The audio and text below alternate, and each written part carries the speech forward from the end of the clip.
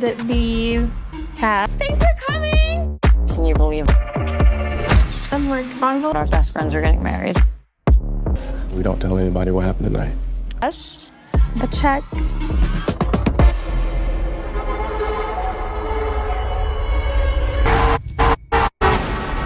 I'm calling 911. Everyone chill out! What does it say? Oh my God. We should go.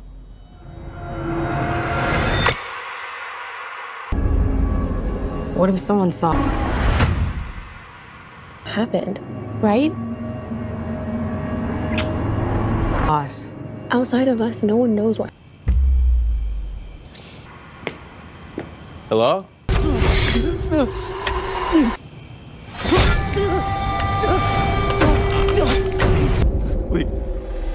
Please. After us. I need to start drinking. Someone is clearly coming. They're not gonna help us. The cop. And we'll find someone who will. You survived this once. We Isn't something I like talking about. need your help. Get them. You can't run. You can't hide. Before they get you. Whoever's doing this, it's personal to them. Is hiding something. One of us.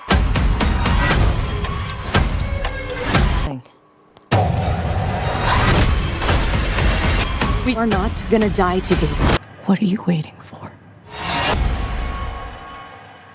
What if one mistake from your past came back years later, refusing to stay buried? I Know What You Did Last Summer, 2025, revives the iconic slasher with a darker tone, shocking twists, and a new generation haunted by an old secret. In this video on Movies Explained Ms, we break down the full story, hidden details, killer reveals, and surprising facts that connect this reboot to the original film, proving that some secrets don't just fade away, they hunt you down. I Know What You Did Last Summer is a 2025 American slasher movie and the fourth film in the I Know What You Did Last Summer franchise. It continues the story after I Still Know What You Did Last Summer, released in 1998. The movie is set 27 years after the Tower Bay murders shown in the second film. This time, a new killer carrying a hook shows up and starts hunting a group of friends. The trouble begins 1 year after these friends hide the truth about a deadly car accident in which someone was killed. The film is directed by Jennifer Katin Robinson,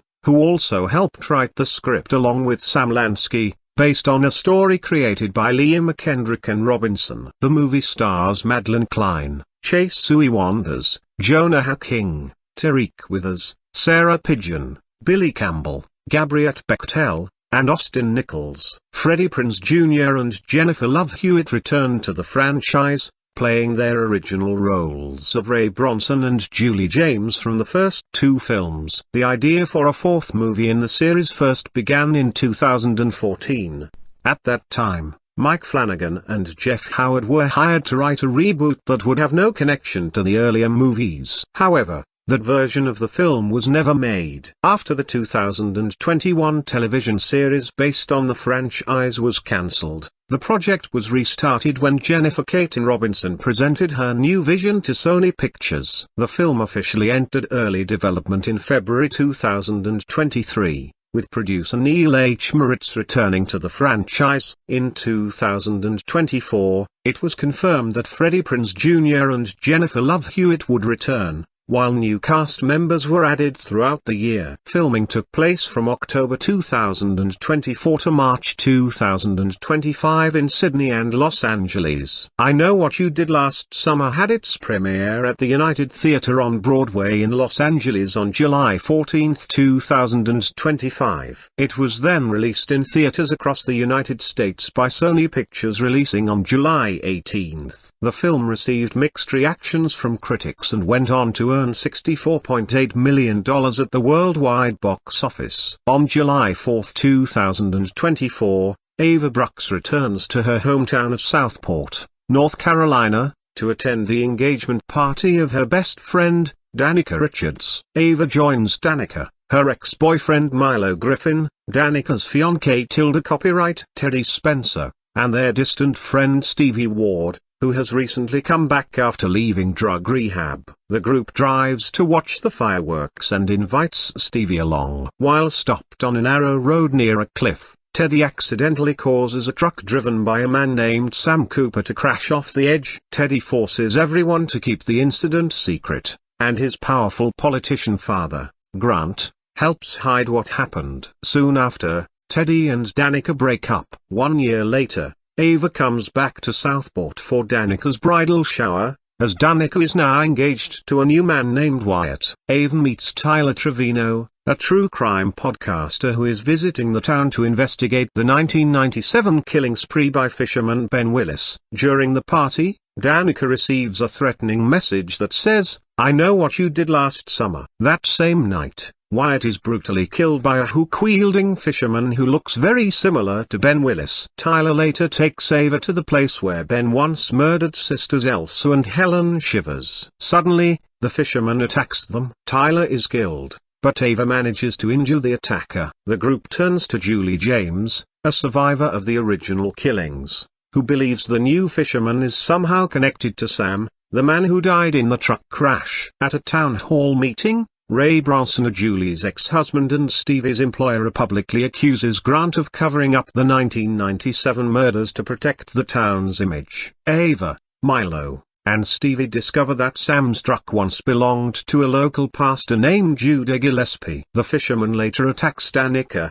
but Teddy saves her. Milo is then murdered by the fisherman, who takes his body away. Ava and Danica learn that Judah knew Sam and report him to the police, but instead of being helped, they are locked in an interrogation room for harassment. Shortly after, the fisherman kills both Teddy and Grant. Ray tells Ava and Danica to escape Southport using Teddy's yacht. Meanwhile, police discover Judah dead inside his church, along with a photo of Sam and Stevie. This reveals that Stevie is the fisherman. On the yacht, Stevie attacks Ava and Danica and explains that she met Sam in rehab, fell in love with him, and now wants revenge for his death. Stevie stabs Danica and throws her into the ocean, but Ray shoots Stevie, knocking her off the boat. Back at Ray's bar, he helps Ava recover. Ava notices Ray has a wound in the same place where she injured the fisherman earlier and realizes that Ray has been helping Stevie. Julie also figures this out and rushes to the bar, where Ray attacks both women. Ray admits that he followed Ben Willis's path and teamed up with Stevie not only to help her, but to take revenge on Southport for destroying his life after the 1997 murders. Before Ray can kill Julie, Ava shoots him with a spear gun, killing him. Danica survives and reunites with Ava. The two later learn that Stevie is still alive. In the final moments, Julie receives another message saying, "It isn't over," and she goes to ask fellow survivor and old friend Carla Wilson for help. The narrative of I Know What You Did Last Summer, 2025, unfolds in a contemporary setting, blending elements of nostalgia with modern slasher tropes. The story centers on five close-knit friends: Ava Brooks, Danica Richards, Milo Griffin, Teddy Spencer, and Stevie Ward, who are celebrating the end of their high school era with a night of reckless abandon. On a foggy coastal road,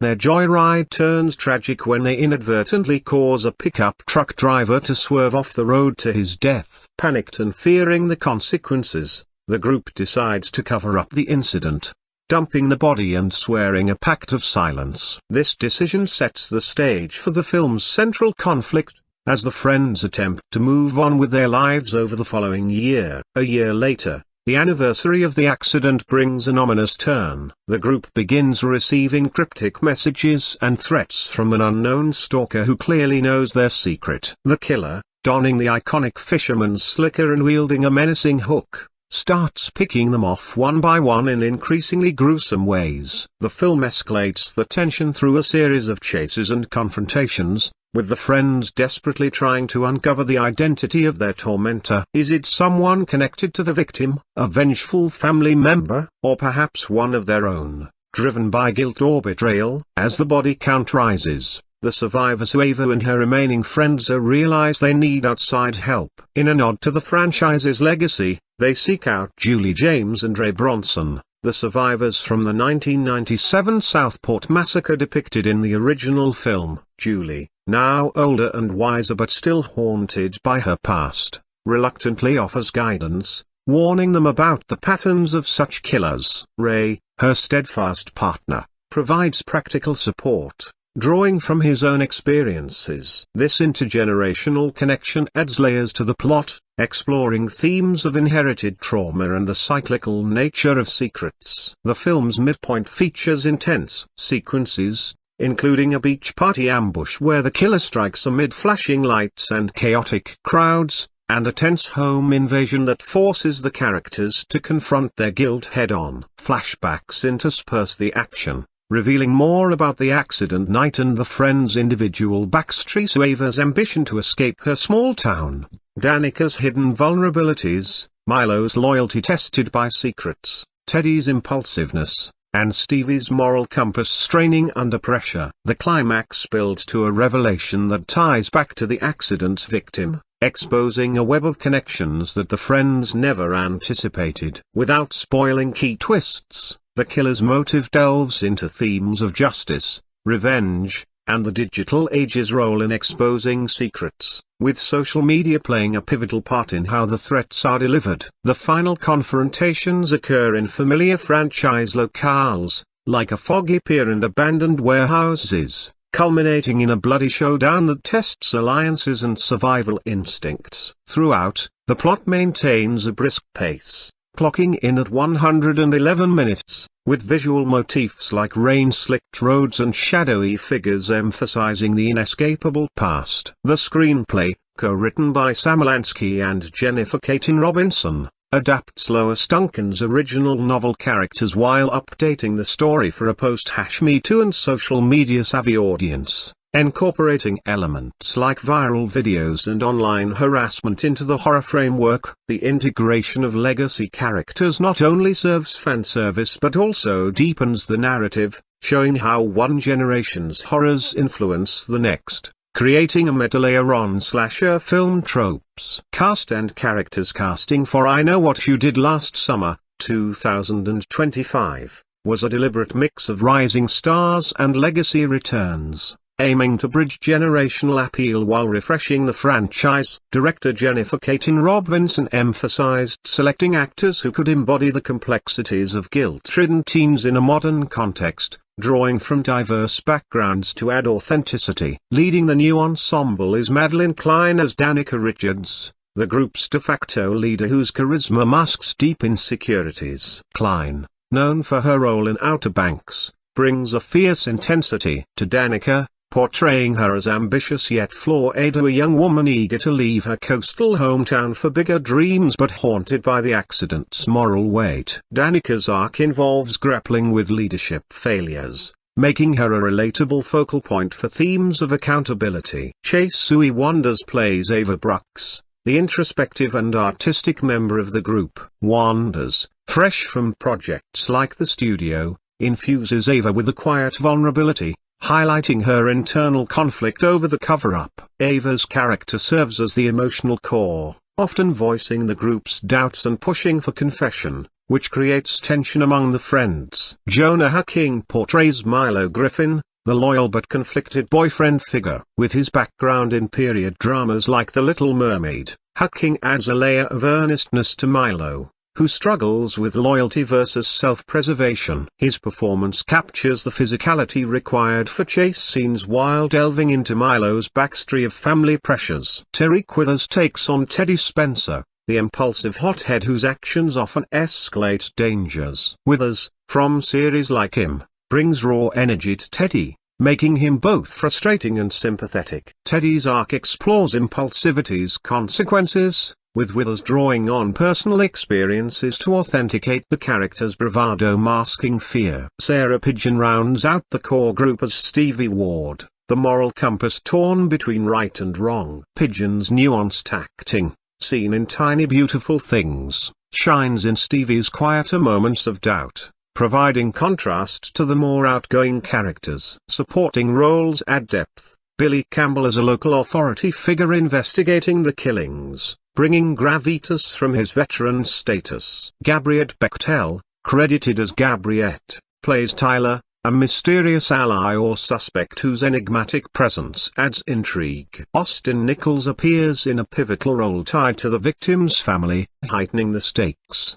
The legacy returns are highlights. Jennifer Love Hewitt reprises Julie James, now a mentor figure. At 46, Hewitt's performance reflects real-life apprehensions about returning to Hollywood, infusing Julie with wisdom and residual trauma. She expressed initial fear but found support on set, leading to emotional scenes. Freddie Prinze Jr. returns as Ray Bronson, Julie's partner, offering grounded advice. Speculation arose about whether they filmed together, but director Robinson confirmed collaborative efforts despite scheduling challenges. Other cast includes Michael M. Foster and Paul Lecovara as the fisherman in stunts, emphasizing the killer's physical menace. Uncredited appearances, like archive footage of Ryan Phillippe as Barry Cox from the original, nod to the franchise's history. Casting director Amanda Mitchell, with associates like Erica Felton, focused on diversity and chemistry reads to ensure the group felt authentic. The process involved months of auditions, with Robinson prioritizing actors who could handle both horror elements and dramatic depth. This approach resulted in a cast that feels fresh yet respectful to the original's ensemble dynamic.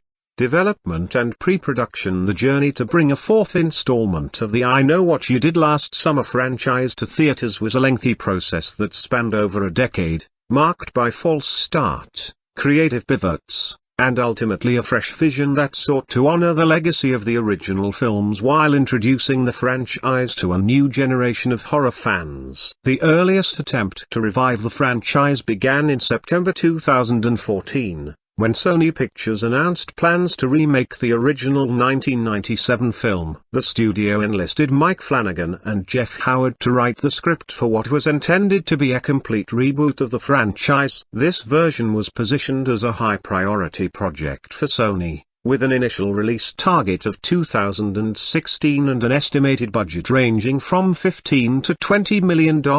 Flanagan confirmed that his iteration would be a total reboot, bearing no connection to Lois Duncan's 1973 source novel nor to the Kevin Williamson scripted 1997 feature film. The project was designed to start fresh with entirely new characters and scenarios, effectively wiping the slate clean of all previous franchise mythology. However, despite the studio's initial enthusiasm and the prominence of Flanagan as a rising horror director, this reboot ultimately never materialized. The project languished in development for years before being quietly shelved and eventually cancelled outright. Following the cancellation of the 2021 television series adaptation that ran for one season on Amazon Prime Video, the franchise remained dormant until director Jennifer Katin Robinson and screenwriter Lee McKendrick developed a new concept that would ultimately become the 2025 film. Robinson, known for her work on the teen comedy series Sweet, Vicious and the Netflix revenge thriller Do Revenge, approached the franchise from a different angle than Flanagan's proposed reboot. Rather than starting from scratch, Robinson and McKendrick envisioned a legacy sequel that would continue the story from the previous films while introducing new characters and modern sensibilities. The duo pitched their concept to Sony Pictures in the fourth quarter of 2022. Their pitch centered on creating a film that would function as both a continuation of the franchise mythology and a passing of the torch to a new generation of characters. This approach aligned with the successful model that had been employed by recent horror franchises like Scream and Halloween, which brought back original cast members while focusing primarily on new protagonists. The pitch proved successful, and Sony officially put the project into early development in February 2023. A crucial element of Robinson and McKendrick's pitch was the involvement of original franchise producer Neil H. Moritz, who had produced all previous theatrical installments. Moritz's return provided continuity and institutional knowledge of the franchise. Equally important was the plan to bring back Jennifer Love Hewitt and Freddie Prinze Jr. in their iconic roles as Julie James and Ray Bronson from the first two films. The presence of these legacy characters was seen as essential to creating an authentic connection to the original films and providing emotional resonance for longtime fans. Days after the project entered development, Sarah Michelle Gellar revealed that she had been approached about reprising her role as Helen Shivers from the original 1997 film. Gellar's friendship with Robinson, stemming from their collaboration on Do Revenge, made her a natural candidate for the project. However, Gellar ultimately declined the offer, explaining to Entertainment Weekly that her character had definitively died in the first film, and she had no interest in retconning that death or undermining the finality of Helen's fate. This decision demonstrated a respect for the narrative integrity of the original film, even as the new installment sought to expand the franchise. The screenplay development process involved multiple writers working at different stages. McKendrick wrote the initial script based on the story she and Robinson had pitched to Sony. Subsequently, Robinson collaborated with Sam Lansky to refine and revise the screenplay into its final form. In March 2024, McKendrick revealed that the influence of social media would factor significantly into the film's plot, reflecting how the franchise's core themes of secrets, guilt, and accountability had evolved in the digital age. The decision to set the film 27 years after the events of I Still Know What You Did Last Summer, 1998, allowed the filmmakers to explore how the original survivors had processed their trauma over nearly 3 decades, while also examining how a new generation might handle similar circumstances in an era of smartphones, social media,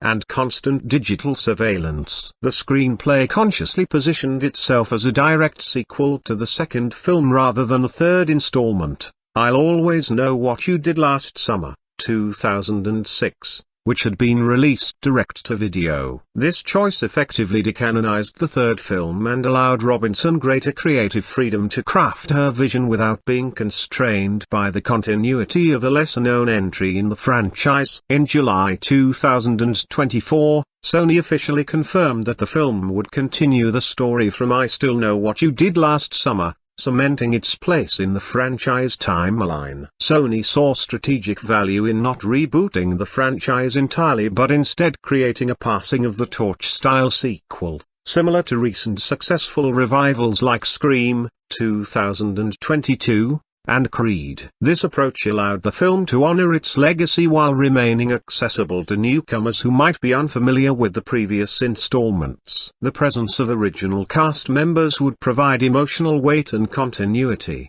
while the new ensemble would carry the narrative forward and potentially launch future sequels. Once Robinson and McKendrick's pitch was accepted and the screenplay development began, the next critical step was securing commitments from Hewitt and Prinze Jr. Both actors had to be convinced that returning to the franchise after more than 2 decades was worthwhile, both creatively and professionally. When the actors heard Robinson's pitch and understood her vision for meaningfully integrating their characters into the new story rather than relegating them to mere cameos, they agreed to return to the roles that had launched their careers in the late 1990s. On May 16, 2024, Sony Pictures announced that the film would be released by Columbia Pictures on July 18, 2025. Setting an official release date that positioned the film for a prime summer theatrical window. Filming principal photography on I Know What You Did Last Summer began in October 2024, with production centered in New South Wales, Australia. The decision to film in Australia was likely influenced by favorable tax incentives, production infrastructure, and the ability to create the fictional North Carolina coastal setting required by the script. Elisha Christian served as the director of photography, bringing his cinematographic vision to the slasher aesthetics that the franchise is known for. Specific filming locations in Sydney included Newport Beach, White Bay, and Paddington, each of which provided distinct visual backdrops for different sequences in the film. These Australian locations were dressed and photographed to convincingly represent Southport, North Carolina, the fictional setting where both the original 1997 film and the new installment take place. The production design team worked to create authenticity in recreating the coastal North Carolina atmosphere, despite filming thousands of miles away on a different continent. After completing the Australian portion of production, filming relocated to Los Angeles in February 2025. The Los Angeles shoot continued through March, with principal photography officially wrapping on March 13, 2025. This bicontinental shooting schedule allowed the production to take advantage of different locations, production facilities, and crews, while also accommodating the schedules of the various cast members. However, the production was not quite finished after the March wrap date. In early June 2025, just weeks before the film's planned July theatrical release, additional last-minute shooting was conducted. This reshooting served two specific purposes that would significantly alter the film's ending. First, new material was filmed to change the fate of Madelyn Cline's character, Ava Brooks. In the original ending, Ava died, but test screenings or creative reconsideration led the filmmakers to shoot an alternative ending in which Cline's character survives the events of the film. This change would have significant implications for the character's arc and potential future franchise installments. Second, a brief scene was added in which Cline's character visits a grave site and looks at a framed photograph of Sarah Michelle Gellar's character, Helen Shivers. This addition served as a connection to the legacy of the franchise and a tribute to Gellar's iconic character, despite the actress's decision not to physically appear in the film. The scene provided an emotional beat that acknowledged the history and impact of the original films while integrating that legacy into the new narrative. These last-minute changes demonstrate the iterative nature of film production and the willingness of the creative team to make significant alterations even at a late stage if they believed it would improve the final product. Post-production. Following the completion of filming, the post-production process involved editing, visual effects, sound design, and musical scoring to transform the raw footage into the finished film. Sarah Hayder served as the film editor, tasked with assembling the various scenes shot across two continents into a cohesive narrative that maintained tension, pacing, and the surprise elements essential to a slasher film. Visual effects work was supervised by Colin Strauss and Greg Strauss, with Jonathan Deering also serving as a visual effects supervisor. The Strauss brothers brought extensive experience in visual effects and directing to the project, having worked on numerous action and horror films. Their involvement ensured that the practical effects work and any digital enhancements blended seamlessly to create the visceral violence and suspense sequences that audiences expect from the franchise. Sound design and mixing played a crucial role in creating the film's atmosphere and jump scares. Steve Morantz handled production sound mixing, while Ando Johnson served as sound designer. The sound re-recording mixing team consisted of Jeremy B. Davis and Michael Minkler, both experienced professionals in creating immersive sonic environments for theatrical releases. Jessica Arkoff supervised the sound editing process,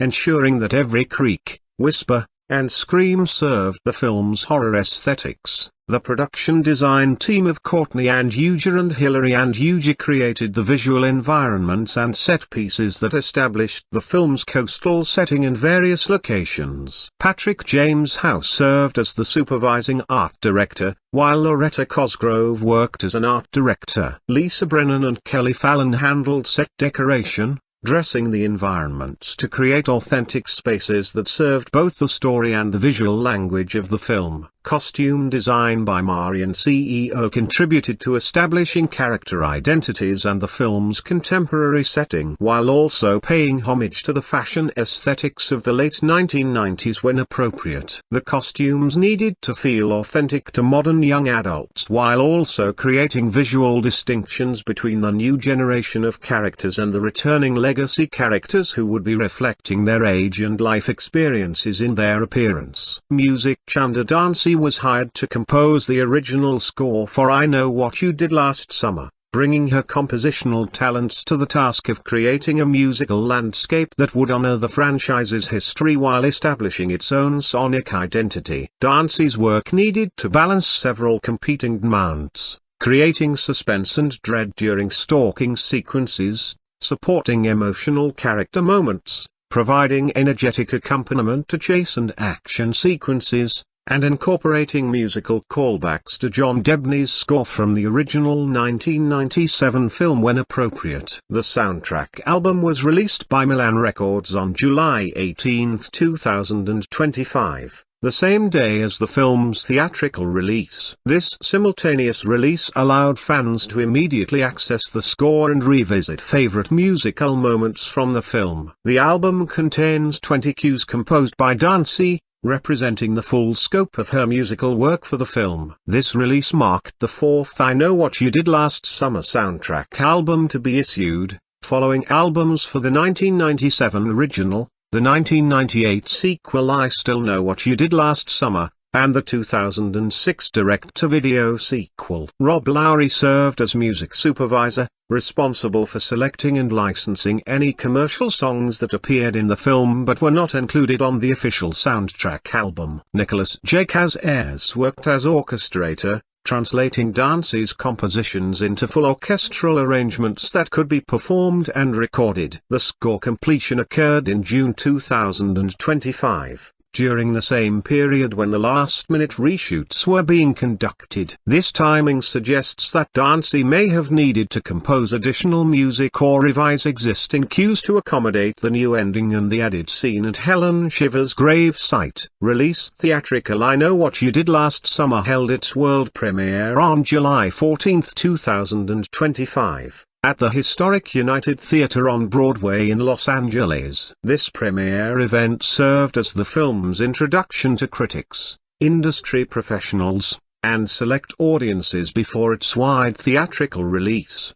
The choice of venue provided an elegant setting befitting a film that sought to honor franchise legacy while presenting a new chapter. 4 days later, on July 18, 2025, Sony Pictures Releasing launched the film in wide theatrical release across the United States. The summer release date positioned the film during a traditionally lucrative movie-going season, though it also placed the movie in direct competition with major blockbusters. The film opened in 3,100 theaters domestically, providing broad accessibility for audiences interested in experiencing the latest franchise installment on the big screen. The theatrical release was accompanied by special promotional merchandise designed to enhance the movie-going experience. Sony created color-changing collectible cups that would be sold at participating theaters during screenings of the film. Additionally, a themed popcorn container designed to resemble a tackle box was available,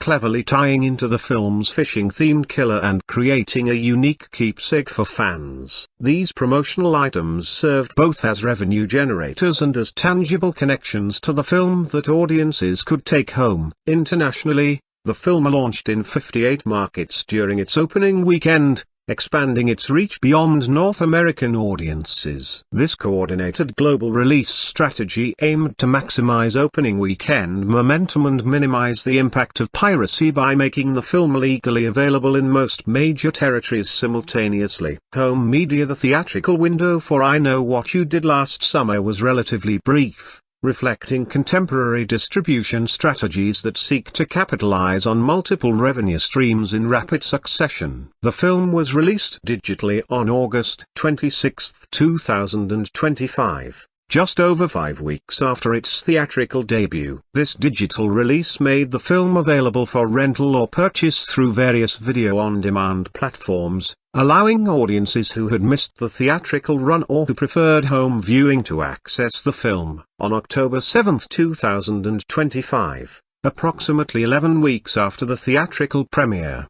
the film received its physical media release on 4K Ultra HD, Blu-ray, and DVD formats. These physical releases catered to collectors and home video enthusiasts who preferred owning a permanent copy of the film. The various formats provided options for different quality preferences and hardware capabilities, from standard definition DVD to the highest quality 4K presentation. Just 9 days after the physical media release, I Know What You Did Last Summer arrived on Netflix on October 16, 2025. This streaming release was part of a first-window deal between Sony Pictures and Netflix, a partnership that had been established to bring Sony's theatrical releases to the streaming platform within a specific time frame after their theatrical debuts. The Netflix release significantly expanded the potential audience for the film, making it available to the streaming service's massive subscriber base without requiring additional rental or purchase fees. The compressed time frame between theatrical release and streaming availability represented a modern distribution approach that prioritized rapid monetization across multiple windows rather than extended theatrical exclusivity. This strategy reflected changing consumer viewing habits and the importance of streaming platforms in contemporary film distribution. Reception box office. I Know What You Did Last Summer faced a competitive marketplace during its theatrical run,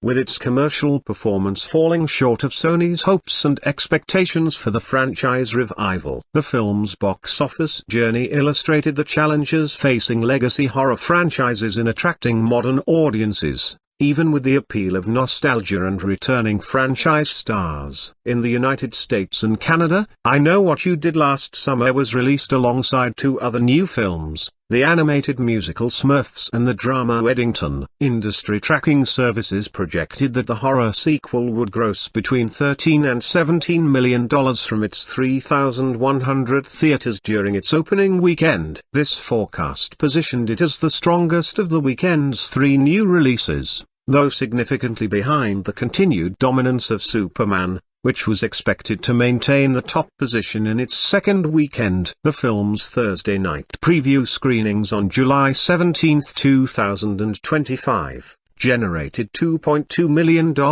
These preview earnings provided an early indication of audience interest and contributed to the film's opening day total. On its first full day of wide release, Friday, July 18, the film earned $5.9 million, which included the Thursday preview receipts. This opening day performance was solid but unspectacular, suggesting modest rather than overwhelming audience enthusiasm. Over its opening weekend, I Know What You Did Last Summer grossed $13 million domestically, landing at the lower end of pre-release projections. The film debuted in third place at the domestic box office, behind Superman in first place and Jurassic World Rebirth in second place. The fourth place finisher was the Smurfs animated film with $11 million, just $2 million behind the horror sequel. This opening weekend result was disappointing for Sony, particularly given the brand recognition of the franchise and the marketing emphasis on the return of beloved characters played by Hewitt and Prinze Jr. Internationally,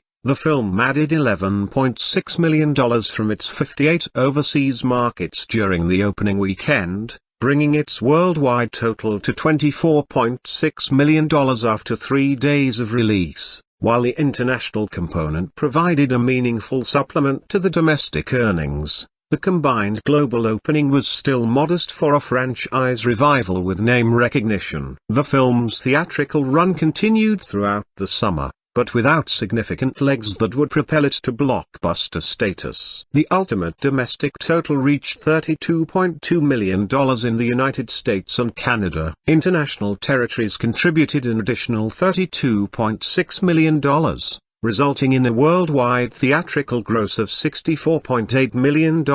These final numbers represented a disappointment relative to the franchise's previous theatrical installments, even when accounting for the passage of time. The original I Know What You Did Last Summer in 1997 had grossed approximately $125 million worldwide, while the sequel I Still Know What You Did Last Summer in 1998 earned approximately $84 million globally. When adjusted for inflation, the gap between the 2025 film and its predecessors becomes even more pronounced. The soft box office performance had multiple contributing factors. The film opened during a crowded summer season dominated by major franchise entries like Superman and Jurassic World Rebirth, which absorbed much of the available audience attention and spending. Additionally, the theatrical window was compressed by the knowledge that the film would be available on streaming platforms within months, potentially encouraging some audiences to wait for home viewing rather than purchasing theater tickets. The disappointing theatrical returns effectively set an unfortunate franchise record.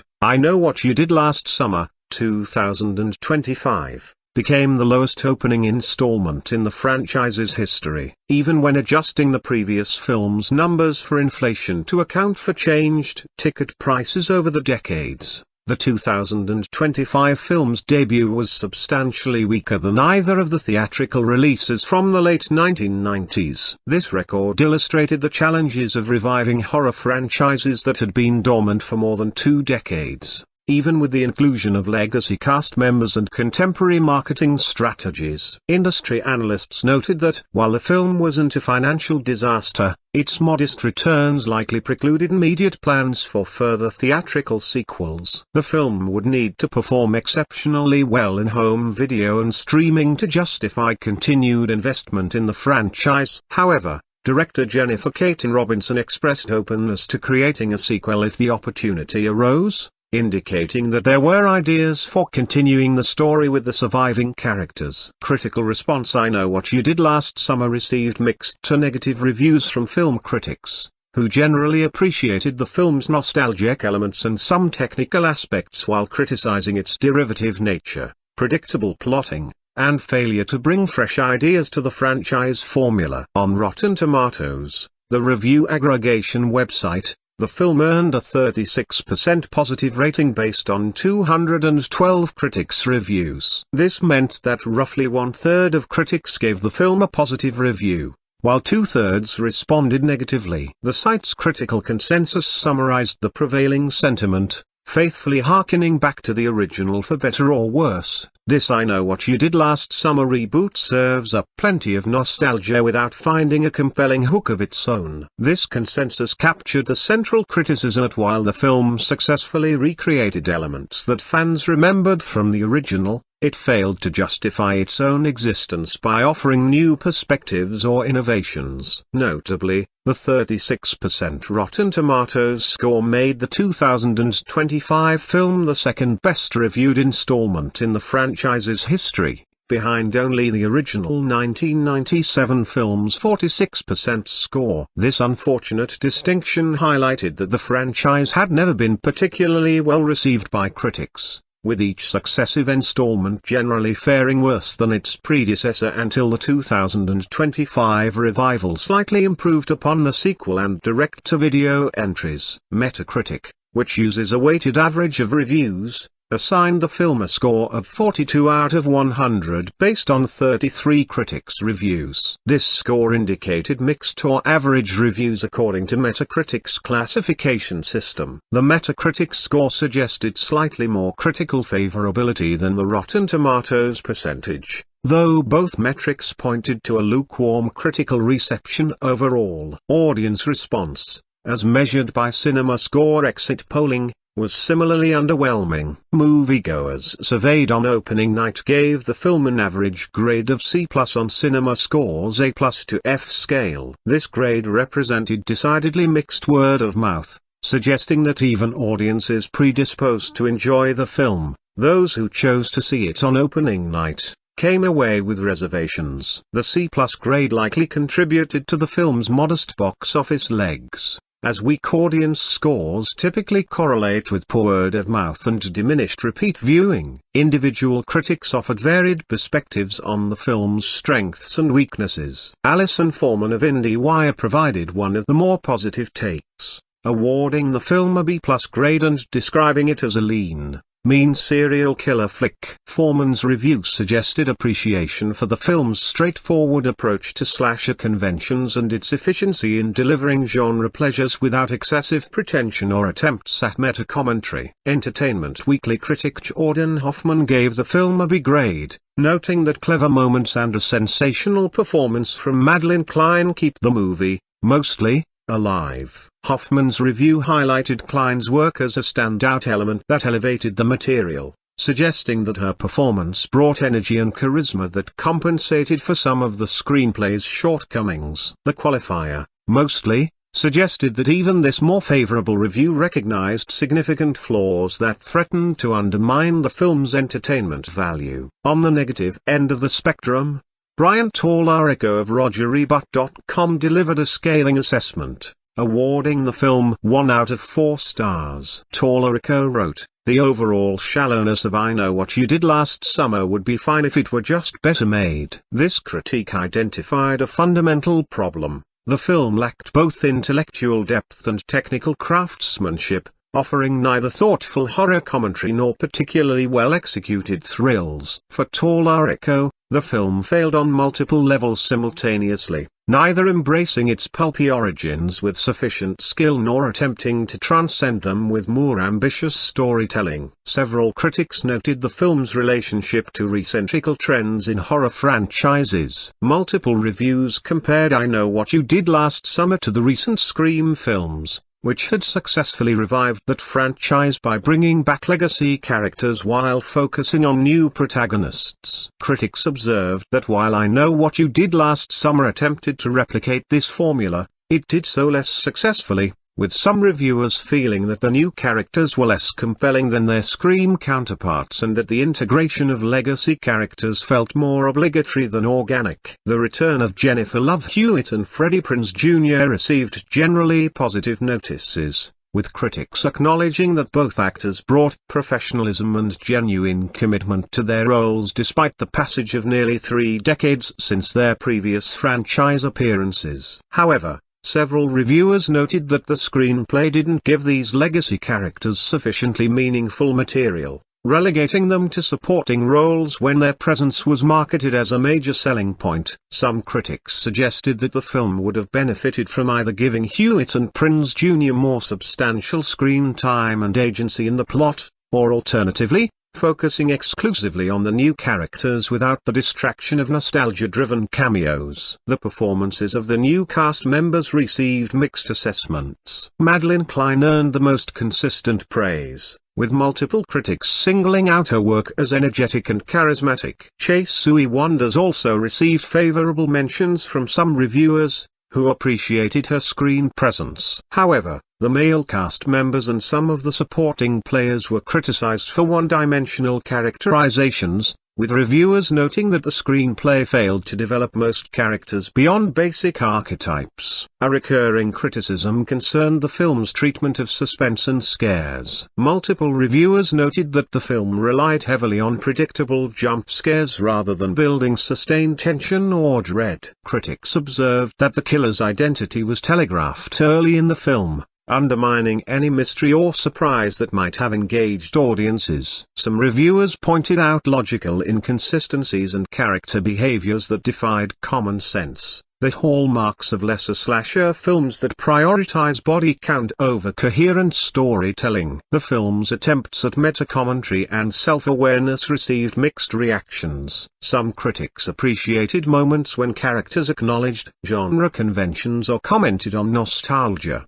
interpreting these as knowing winks to savvy audiences. Other reviewers found these meta-moments hollow and ineffective, arguing that simply acknowledging cliché-copyright doesn't excuse their presence or transform them into fresh storytelling. Technical aspects of the film garnered varied responses. Cinematography, production design, and visual effects were generally described as competent but unremarkable, creating functional environments for the slasher narrative without distinctive visual flair. Some reviewers praised specific set pieces or kill sequences for their creativity or intensity, while others found the violence repetitive and lacking in imagination compared to contemporary horror films that have pushed boundaries in depicting creative carnage. The pacing received frequent mention in reviews, with some critics finding the film too slow in establishing characters and conflict before the killing begins, while others felt the narrative rushed through important character development to reach the horror sequences. This inconsistency in pacing assessments suggested that the film struggled to find an ideal rhythm that would satisfy both character-focused viewers and those primarily interested in slasher violence. Director Jennifer Katin Robinson's handling of the material drew varied commentary. Some critics acknowledged her competent execution of slasher conventions while noting that she brought little distinctive vision to the project. Her previous film,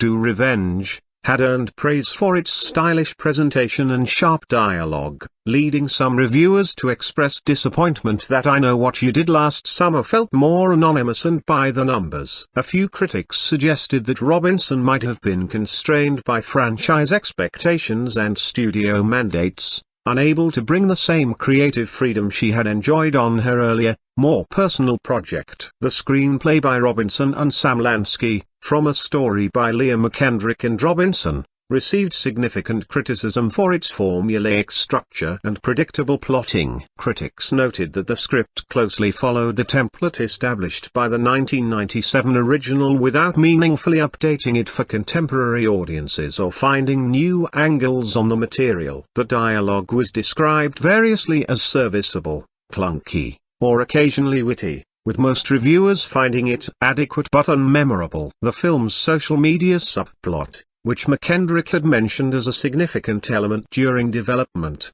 received little attention in reviews, suggesting that this contemporary update was either minimized in the final film or executed in a superficial manner that failed to meaningfully engage with how digital technology has transformed the concepts of secrets and accountability central to the franchise's premise. Some critics praised the film's sound design and score, noting effective use of audio to build tension and create jump scares, even when the visual execution was less successful. Chanda Dance's musical score received occasional positive mentions, though it was rarely discussed in detail, suggesting it served its purpose without being particularly distinctive or memorable. The ending of the film, particularly the last-minute changes that allowed Madelyn Cline's character to survive, received mixed reactions from those critics who specifically addressed it. Some reviewers appreciated the survival as a departure from expected slasher conventions where final girls typically lose friends and lovers. Others felt the ending was abrupt or, 25 years later, we're still trying to get to the bottom of what they did last summer. Deadline reports that a sequel to the hit 90s slasher film I Know What You Did Last Summer is in the works at Sony, with stars Freddie Prinze Jr. and Jennifer Love Hewitt in talks to reprise their roles. The sequel is set to be helmed by Do Revenge director Jennifer Katin Robinson, with a script from Liam McKendrick. Neil H. Moritz, who produced the original film, is in talks to return as a producer. Directed by Jim Gillespie, written by Kevin Williamson, and loosely based on the novel of the same name by Lois Duncan, I Know What You Did Last Summer debuted in theaters on October 17, 1997. It followed four teenage friends of Julie James, Hewitt, Ray Bronson, Prinze Jr., Helen Shivers, Sarah Michelle Gellar, and Barry Cox, Ryan Philippe, as they evaded a hook-wielding stalker 1 year after accidentally hitting a man with their car on the night of their high school graduation. The slasher film also co-starred The Big Bang Theory's Johnny Galecki and the late Anne Heche. I Know What You Did Last Summer was a certified hit that earned $125 million at the box office, helped establish a slasher revival alongside the Scream franchise, and launched the careers of its four relatively unknown stars. It spawned two sequels, 1998's I Still Know What You Did Last Summer and 2006's direct-to-video I'll Always Know What You Did Last Summer. An I Know What You Did Last Summer television series lasted for one season on Amazon Prime Video in 2021. The franchise's four original stars previously reunited to surprise the new cast at a virtual New York Comic-Con panel. As of yet, no plot details have been released, but we can assume that the revival was spurred in part by the success of the recent Scream reboot, which paired original franchise stars like Neve Campbell with a new crop of talent including Wednesday breakout Jenna Ortega. The forthcoming I Know What You Did Last Summer will also reportedly be a passing of the torch from one generation to the next. Deadline writes that Robinson, who helmed the 90s-influenced Netflix teen movie Do Revenge and co-wrote Marvel's Thor, Love and Thunder, came up with the idea for the remake alongside McKendrick, with Sony XX reportedly receiving the pitch enthusiastically. Prinze Jr. and Hewitt did not immediately respond to Vanity Fair's requests for comment. But in January of 2022, Prinze Jr. tweeted from his since-deleted account that he was itching to return to horror. "I wanted to make another horror movie ever since Idols Wrapped," he wrote. "Never found the right one, but I think this year it's gonna happen. I was 14 years old when I Know What You Did Last Summer premiered in theaters back in October 1997. I still remember lining up with my friends at the local movieplex, eager to watch the hot young stars of the A90s: Jennifer Love Hewitt, Sarah Michelle Gellar, Ryan Phillip, Freddie Prinze Jr. Light up the screen in the teen slasher flick. The film, which was loosely based on the 1973 novel by Lois Duncan, was written for the screen by Kevin Williamson of Scream and Dawson's Creek fame, so expectations were high. Let me first say that I am not a huge fan of scary movies, which is good because I Know What You Did Last Summer isn't that scary. In fact, I barely understood the plot back when I was 14, and when I re-watched it recently, I still barely understood it, although that could be because I am always so distracted by Freddie Prinze Jr.'s very serious acting face. For a refresher, the movie is about how four friends: Julie, Hewitt, Ray, Prinze Jr., Barry, Philip, and Helen, Gellar, deal with the horrific consequences of running over a fisherman and dumping his body in the water. A year after the incident, Julie receives a frightening letter telling her that their crime was actually seen. I Know What You Did Last Summer. They are then stalked by an angry fisherman,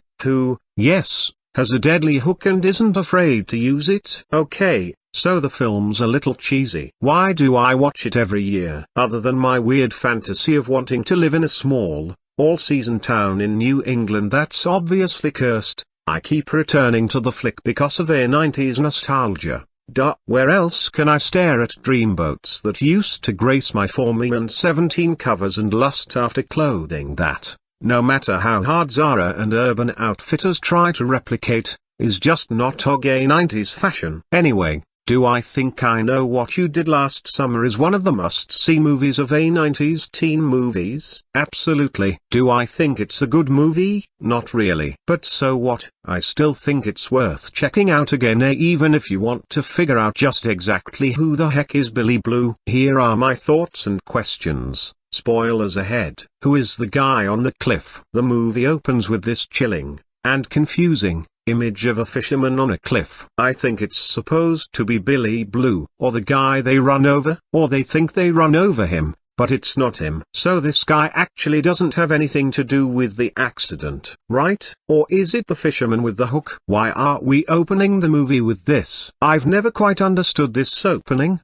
and let me state for the record that I loathe the opening song. After some Googling, I found it's called Where Did You Sleep Last Night by Lead Belly. Who? It's all terrible. Why is the soundtrack so terrible? Now that I'm talking about the music, the soundtrack is garbage as far as A90s soundtracks go. Look, am I the right audience for a rock-heavy album featuring the likes of Korn, The Offspring, and Our Lady Peace? Absolutely not. And maybe they were going for heavy, intense feelings for the movie, obviously. But would it have killed them, no pun intended, to include at least one familiar A90s banger? Why is everyone so dull? I'm gonna say it, these kids are hella obnoxious, but probably more so than anything, they're also boring if, right off the bat, we know Barry is the resident rich kid and jock. He has anger issues, he doesn't talk, he yells, a potential drinking problem, and is most certainly a dick. Snore. Helen, his girlfriend, is the town's beauty queen and someone who's complacent, vain, and, yes, a bit of a doormat. Yawn. Julie is the girl next door, which just means her cute smile is her entire personality. ZZZZ. And Ray is the nice guy from the other side of the tracks who doesn't have much of a personality except for his intense eyebrows. Ugh. Not only are the four main characters rife with tropes and cliches, which might explain the ton of overacting, especially from Philip and Prinze Jr., but they're kind of all so blah that I don't truthfully care who lives or dies. There's not a redeeming quality about any of them that makes you want to scream to the TV. No fish hook. Save that one. All I can say is, thank God these people are so incredibly good looking. Where are the parents? Maybe it's because I'm grown up now, but seriously, where are these kids' parents? Julie's mom only makes a small comment in passing when it comes to her daughter failing in college and, quite honestly, doesn't seem too concerned about it or that Julie looks like death. And don't even get me started on Helen's dad. He can't even be bothered to look up from the televised baseball game to greet his daughter. Then, of course, there's Helen's very bitchy sister who could care less what happens to her sister, but rightfully is killed by the fish hook. Suffice it to say, no wonder these kids made some very poor life decisions, like hiding a body. Why is Anne Heche's character so creepy? Not only is Anne Heche's character the most interesting one to grace the screen, but she's also the best actor of the bunch. But what's up with her character? Why does she have a southern accent when no one else does? Why does she live in an abandoned farmhouse? Who's David Egan? Okay, I know it's her brother and Julie and Helen think he's the guy who they ran over, but this is where the plot gets a little twisty. We learn Anne's character got sweet on Billy Blue. Who's Billy Blue? Oh right, it's Ray. Wait, Ray got sweet with her? All I remember from this scene is being very confused and creeped out every time I watch. I guess her character served as a red herring, but I still think it's one of the weirdest scenes in the movie. Who's Susie? Geez, this plot is more complicated than it needs to be. Anyway, we find out that Susie died in a car crash on July 4, 1996, in a car driven by her fiancé tilde copyright, David Egan. Afterward, her father named his ship Sweet Susie, in her memory, and the kids ran over her father, who also happened to murder David Egan. Or did David Egan follow through on his purported plans to end his own life? Who was that guy on the cliff again? Why is Ray a suspect? Oh right, because he's Billy Blue. WTF. Anyway, the murderer's name is Benjamin Willis, Susie's father, which doesn't sound at all murder-y, and I think it just makes everything even more confusing. On Saturday evening, in a screening room on the Sony Pictures lot, director Jennifer Katin Robinson screamed into a microphone, "What are you waiting for?" Well, not only Robinson, she had a chorus of journalists and influencers backing her up, all yelling out to a projectionist who was waiting to roll the new trailer for the summer slasher, "I Know What You Did Last Summer." Related stories for the uninitiated. The exclamation is a callback to the battle cry from Jennifer Love Hewitt's Julie James in the 1997 horror flick about a quartet of teens who, after a deadly car accident, get stalked by a vengeful, hook-wielding fisherman. This summer, Robinson revives the franchise with a new installment, which follows another group of young people from Southport who, again, crash their car on a dark, windy road and then are haunted by the consequences of their killer mistake. Original stars Hewitt and Freddie Prinze Jr. reprise their roles as James and Ray Bronson, whose survival skills and residual trauma will hopefully prove useful to this next generation. Madelyn Cline, Chase Sui Wanders, Jonah Hacking, Sarah Pigeon, Gabriette Bechtel and Tariq Withers, because everyone isn't going to make it out alive. The new footage reveals more about the movie's plot, which begins at a pre-wedding celebration for Cline's Danica and her fiancé tilde copyright Wyatt, Joshua Orpin, where she receives a note with the titular threat. Cue the flashback to the scene of the crime, on July 4, 2024, when the clique commits vehicular homicide, then covers it up. Those who watched the first trailer know that Wyatt is not long for this world. He gets harpooned and then hooked by the fisherman while Danica is in the bath. But this clip emphasizes that there are more kills to come. And, to survive, they're going to need some help. Enter Ray, then Julie. "You can't run, you can't hide," Julie says, giving Wonders Eva some practical advice. "Get them before they get you." The question is, who is them?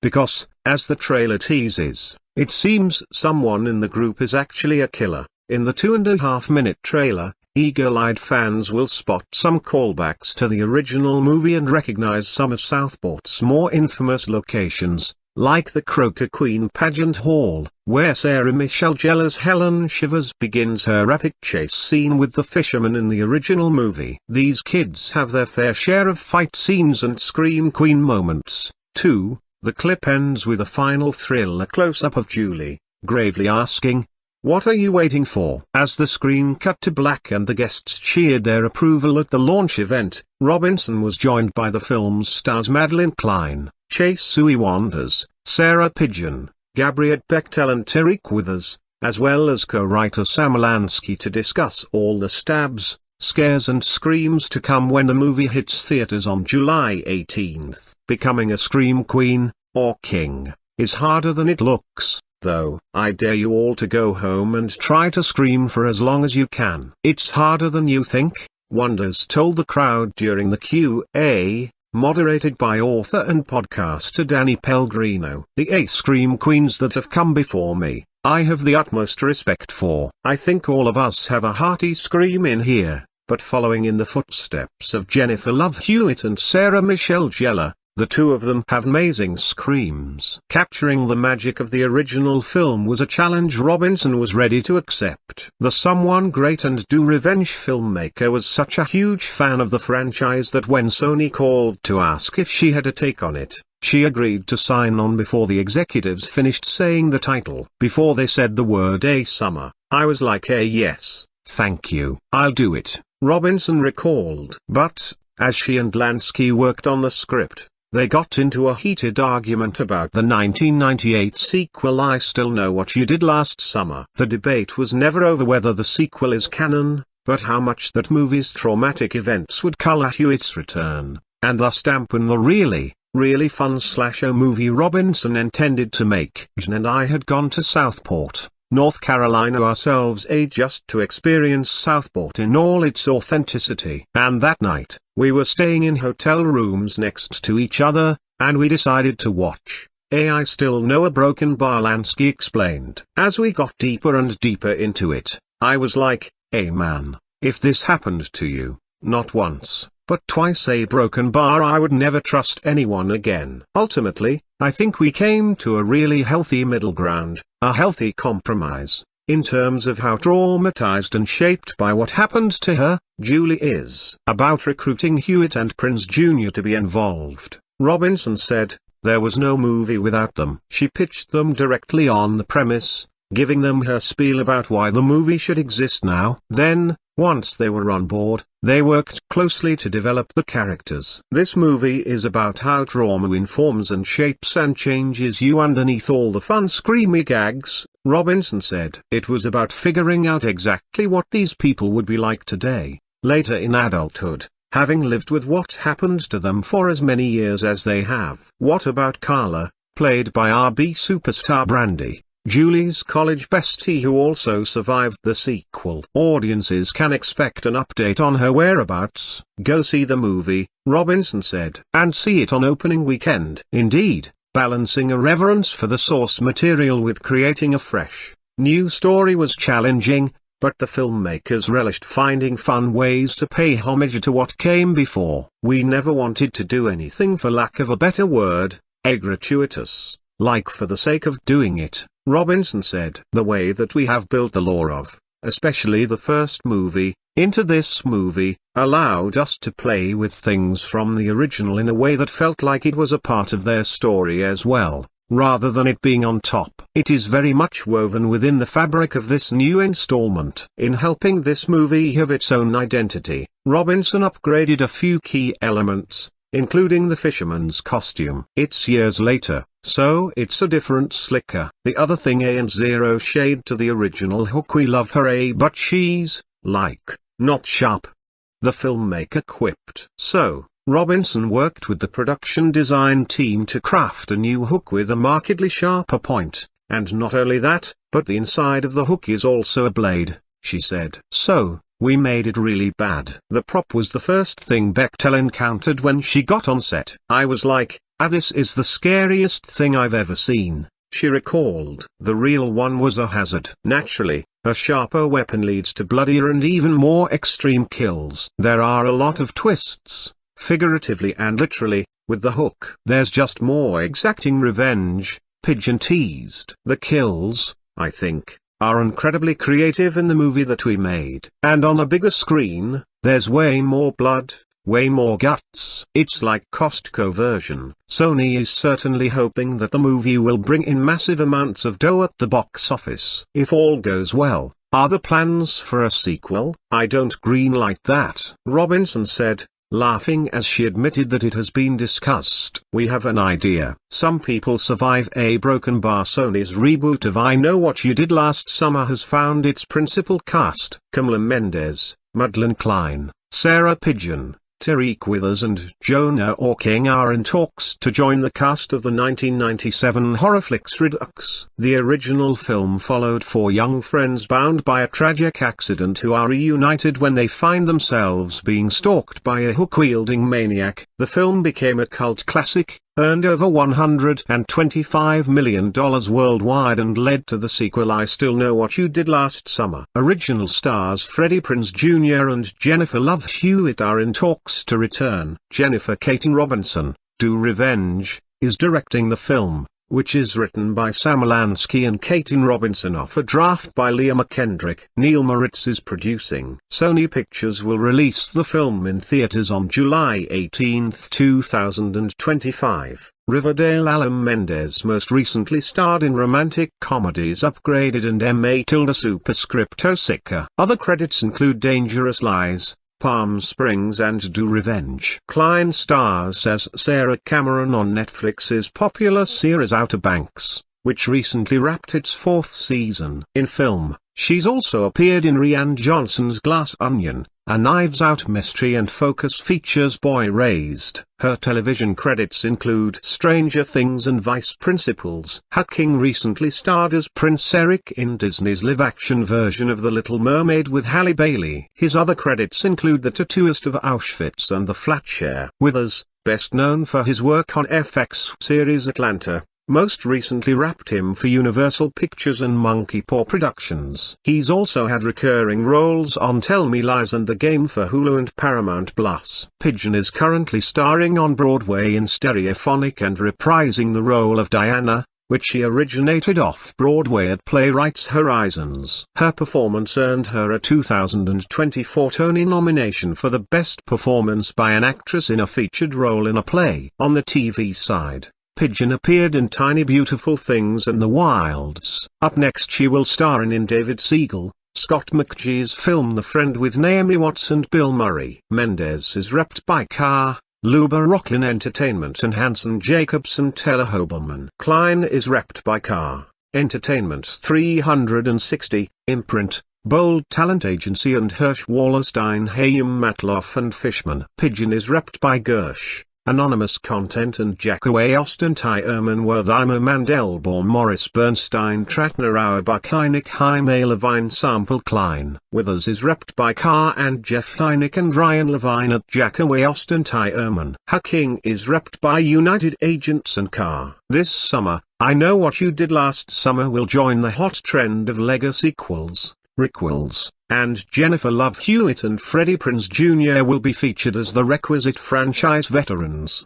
But that may be a touch confusing to those who have seen I Still Know What You Did Last Summer. In the final scene of the 1998 sequel, Hewitt's Julie James is seemingly killed while Prince's Ray Bronson is on deck to be murdered next. So how are the characters back? According to co-writer/director Jennifer Katin Robinson, the answer is that the new movie is essentially picking and choosing what counts as canon. Entertainment Weekly has published a preview of the new I Know What You Did Last Summer in advance of the upcoming horror movie's arrival on the big screen in July, and the piece features Robinson's explanation of how Julie and Ray are still alive nearly 2 decades after they seemingly died. The answer comes down to a specific way that she views what counts in the continuity of the franchise and what doesn't, saying, on the one hand, this makes sense. As noted, the original I Know What You Did Last Summer features a final scare where Julie is attacked as she is about to take a shower, and that's not really an event that is acknowledged in I Still Know What You Did Last Summer. This does bring up other questions, though. For starters, how much is being trimmed off the canon tree here? If, for example, the filmmaker is suggesting that the last canon scene in the 1998 movie is Julie hugging Brandy Norwood's Carla Wilson, does that mean that the legacycle won't acknowledge that Julie and Ray get married and purchase a home in the suburbs? Or is that part of the story and it's just the murder that doesn't happen? Secondly, if this is a tradition that is confirmed to be maintained for new movie, doesn't that kind of decrease what we can expect from the stakes at the end? When everything is wrapped up, should the audience just read the coda as some kind of fantasy? Confused as I may be, this does raise my curiosity about what to expect from the new I Know What You Did Last Summer, if not only because it's interesting that Jennifer Caton Robinson is thinking about continuity on a deep level. Also starring Madelyn Cline, Chase Sui Wonders, Jonah Hawking, Tariq Withers, Sarah Pidgeon, and Billy Campbell, in addition to the aforementioned Jennifer Love Hewitt and Freddie Prinze Jr. The new slasher will be in theaters on July 18th. And check out our 2025 movie release calendar to see all of the big titles that will be premiering this year. On paper, slashers and superhero movies don't have much in common. One's blood-soaked and the other is largely bloodless. But there's always been a little more overlap than you might expect, particularly as both genres are given way to decades-spanning franchises. The extended universe of slasher films is, of course, far more disparate than anything cooked up by Marvel or DC, but it's nearly as littered with lore and Easter eggs. There have been spiritual crossovers, Scream 2 playing on a TV in Halloween H20, and literal crossovers, Freddy vs. Jason, along with an understanding that these characters are never really gone for good. A Nightmare on Elm Street 4 didn't end with Freddy Krueger will return in The Dream Child, but it might as well have. In more recent years, though, the dominance of the Marvel Cinematic Universe has had an increasingly undeniable influence on the slasher. Consider the rebooted Scream franchise of the 2020s and its embrace of MCU staples, plot armor protecting the most beloved characters, an over-reliance on dodgy CGI effects, and the return of familiar faces, even if their characters are long dead. Just as Marvel brought Robert Downey Jr. back into the fold, Scream 7 has found a way to resurrect Matthew Lillard. It's not surprising, then, that credits scenes would find their way into slashers, the obvious next step in the MCUification of the genre. Scream V was the first film in that series to have a post-credits scene, though it's a meta-joke that has Mindy, Jasmine Savoy Brown, stressing that not every movie needs a post-credits scene. The 2025 I Know What You Did Last Summer, on the other hand, delivers a genuine Marvel-style tease of what's to come with the appearance of Brandy Norwood, reprising her role as Carla from I Still Know What You Did Last Summer. An earlier offhand comment by Freddie Prinze Jr.'s Ray lets us know that the 1998 Bahamas set sequel is canon. Isn't that your college roommate? Carla's husband asks as the To What You News report about Julie James, Jennifer Love Hewitt, surviving yet another massacre by a hook-wielding fisherman. People are always trying to kill that woman, Carla notes. I hope she's in therapy. But what at first seems like a funny nod to a widely derided sequel takes on a new tenor when Julie shows up at Carla's door. She's sorry to drag her back into things, she says, but she's received a photo of the two of them with Carla's face crossed out. The note on the back warns, "This isn't over." Carla isn't spooked so much as immediately spurred to action. She's ready to kick some fisherman ass all over again. Whether or not Equidals actually gets a sequel with JLH and Brandy joining forces to take down another killer remains to be seen. Would that theoretical installment also be called I Still Know What You Did Last Summer? The mind boggles. But the mere existence of this mid-credits scene is the clearest example yet of how slasher franchises have become the MCU. Your reaction to it might depend on how you feel about Marvel movies and also how seriously you believe the moment is meant to be taken. Given that this new Equidals is more arch and self-referential than its predecessors, and that the credits scene brings back a character from a supremely silly movie, Ben's son, it reads as at least somewhat tongue-in-cheek. At the same time, there's a good chance that the inevitable next film does deliver on its promise. In a pointed comment during this film's climax, Julie claims that nostalgia's overrated. Judging from the hooting and hollering throughout the brandy scene in my theater, however, the audience is inclined to disagree. That's also borne out by the thunderous applause Sarah Michelle Gellar received when she appears in an earlier cameo as Helen Shivers, the most tragic fisherman victim in the original Iquidals. Danica, Madelyn Cline, a croaker queen, just like Helen, who is also being tormented by a fisherman for her role in covering up vehicular manslaughter, falls asleep and dreams of her predecessor. Helen looks as young and vibrant as the day she died, and kudos to the digital effects team here for some of the most seamless de-aging I've seen on screen. In her brief appearance,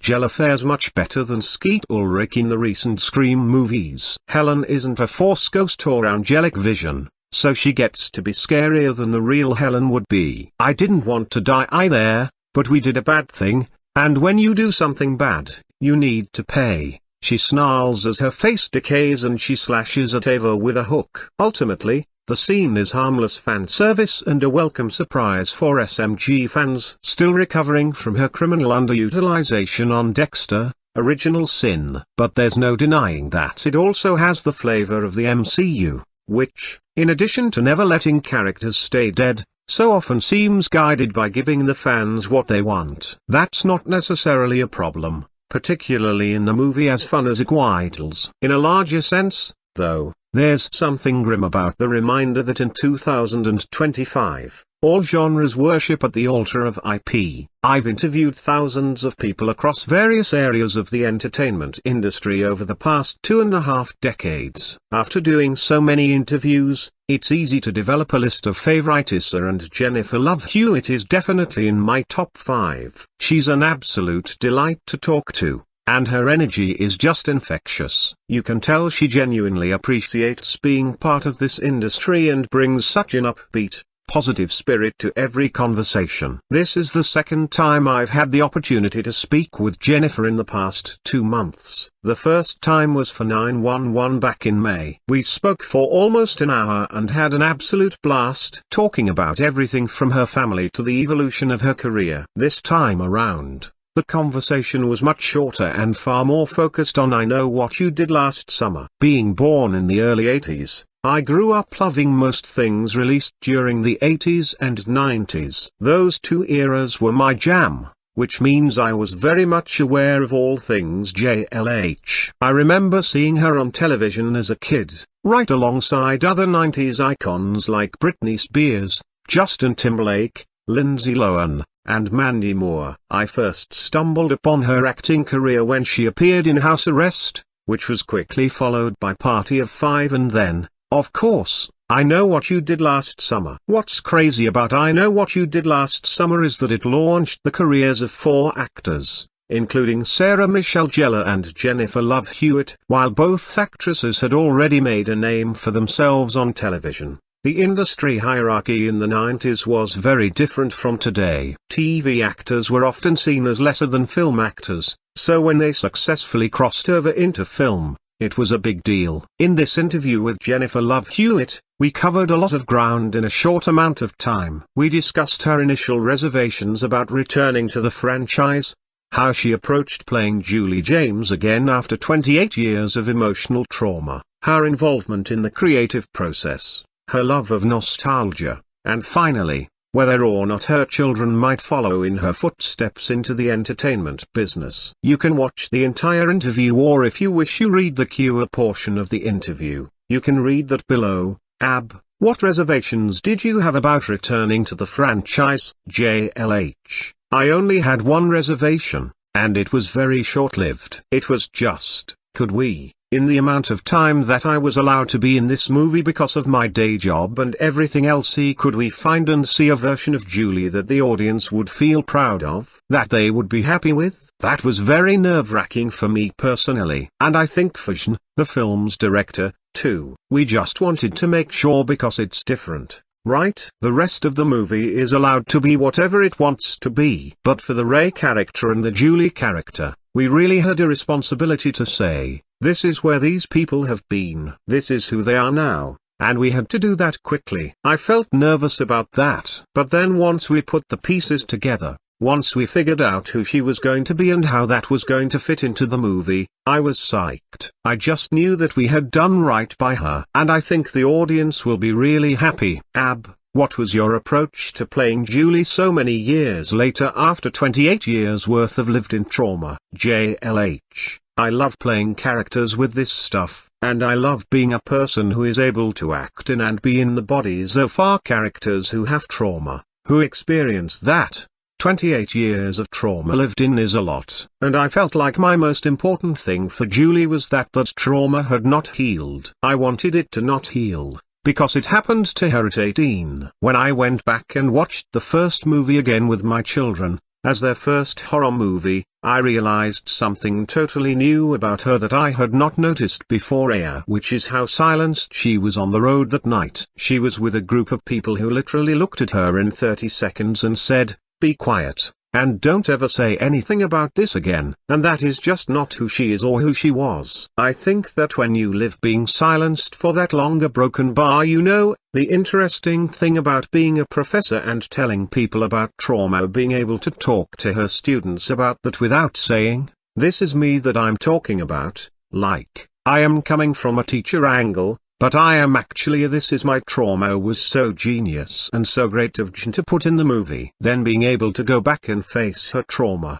but as the protector of this young girl and these young kids, and trying to not have them be silenced, but be heard, by someone who really knew what they were going through, was just all so great. Like, again, I'm not in the movie a huge amount, but I felt like we got so much in there for the audience to be like, oh, that is who Julie became. And I think all of it makes sense. It was really fun. Ab, how involved were you in the creative process? JLH, only in my part to very involved. Jen and I went back and forth for months, mostly because she was busy filming the other parts of the movie, and it just took time. I think had we had our conversation initially in an hour, we would have been done with it. But it just took a while because of my job and her job. Once we really got it focused, we were always in agreement of who Julie should be, how to get there, and what to do. What I think is extraordinary about this movie is that Jen directed it. And what's extraordinary about that, besides her talent, is that she loves this movie. Like, she really loved the I Know What You Did Last Summer movie. Not in a,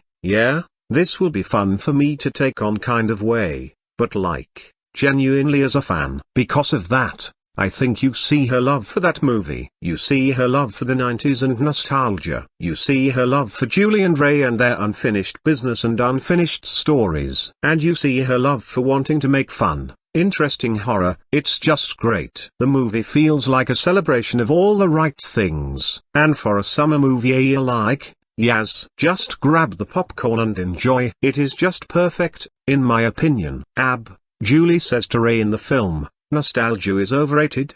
Do you think that? JLH, I don't know. I love nostalgia. I get why she says that to him. I think it's dripping in sarcasm, and it's kind of a perfect moment. But not for me personally. For Julie, maybe. For me, number. I love nostalgia. I love everything about it. I love that my kids act like the 90s were this magical, unicorn time. I'm like, guys, the 90s. We're right here. They try to teach me about guitar in the 90s. They had this. My daughter says, I'm gonna wear these butterfly clips and this dress. And I'm like, would you like to see a photo of me in that exact outfit? It's hilarious, and I love it. Nostalgia, especially now, is so meaningful. We're in such a weird time in the world. Moving forward and not moving forward. Things are scary. It's just wild. Being able to pinpoint a nostalgic time when things felt more innocent and easy and funner, when TV was great,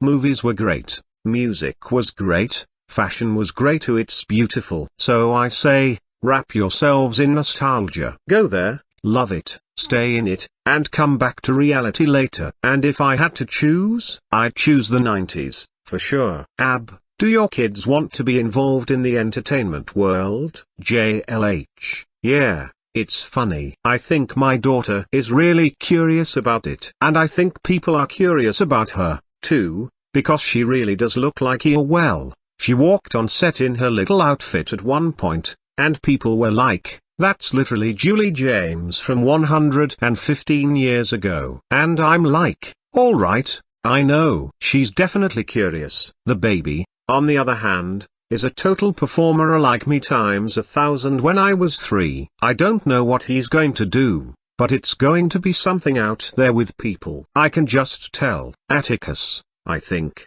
is more of a behind-the-scenes kind of guy. He's interested in it all, but more in the stunts and the technical side. He's obsessed with horror, how things are made, how it all comes together. So I think they're each going to fit into different parts of the business. And I'm ready for it. I've had a really positive experience, so I feel like I'd be ready to help nurture that in theme if they truly wanted it. But we're giving it time. Hopefully it won't happen at age 10 like it did for me. That feels really young. I don't know if I'm ready for that. Plus, I'm still working, so I can't be on their sets just yet. I tell them, you have to wait until mommy's done, and then we can do it. Hopefully, that won't be for a while. Chase Sui Wonders leads a fresh-faced cast in this slick, coastal reboot that turns the classic slasher into a glossy Gen Z thriller with luxe speech parties, cryptic texts, and a vibe that screams Euphoria meets Scream. I Know What You Did Last Summer,